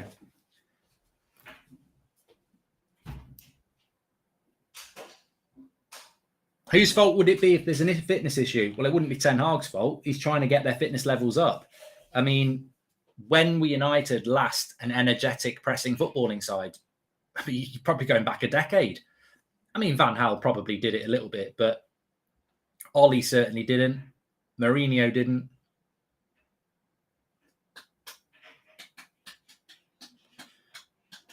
I think Sancho is going to have a big season. I think we missed Sancho massively yesterday.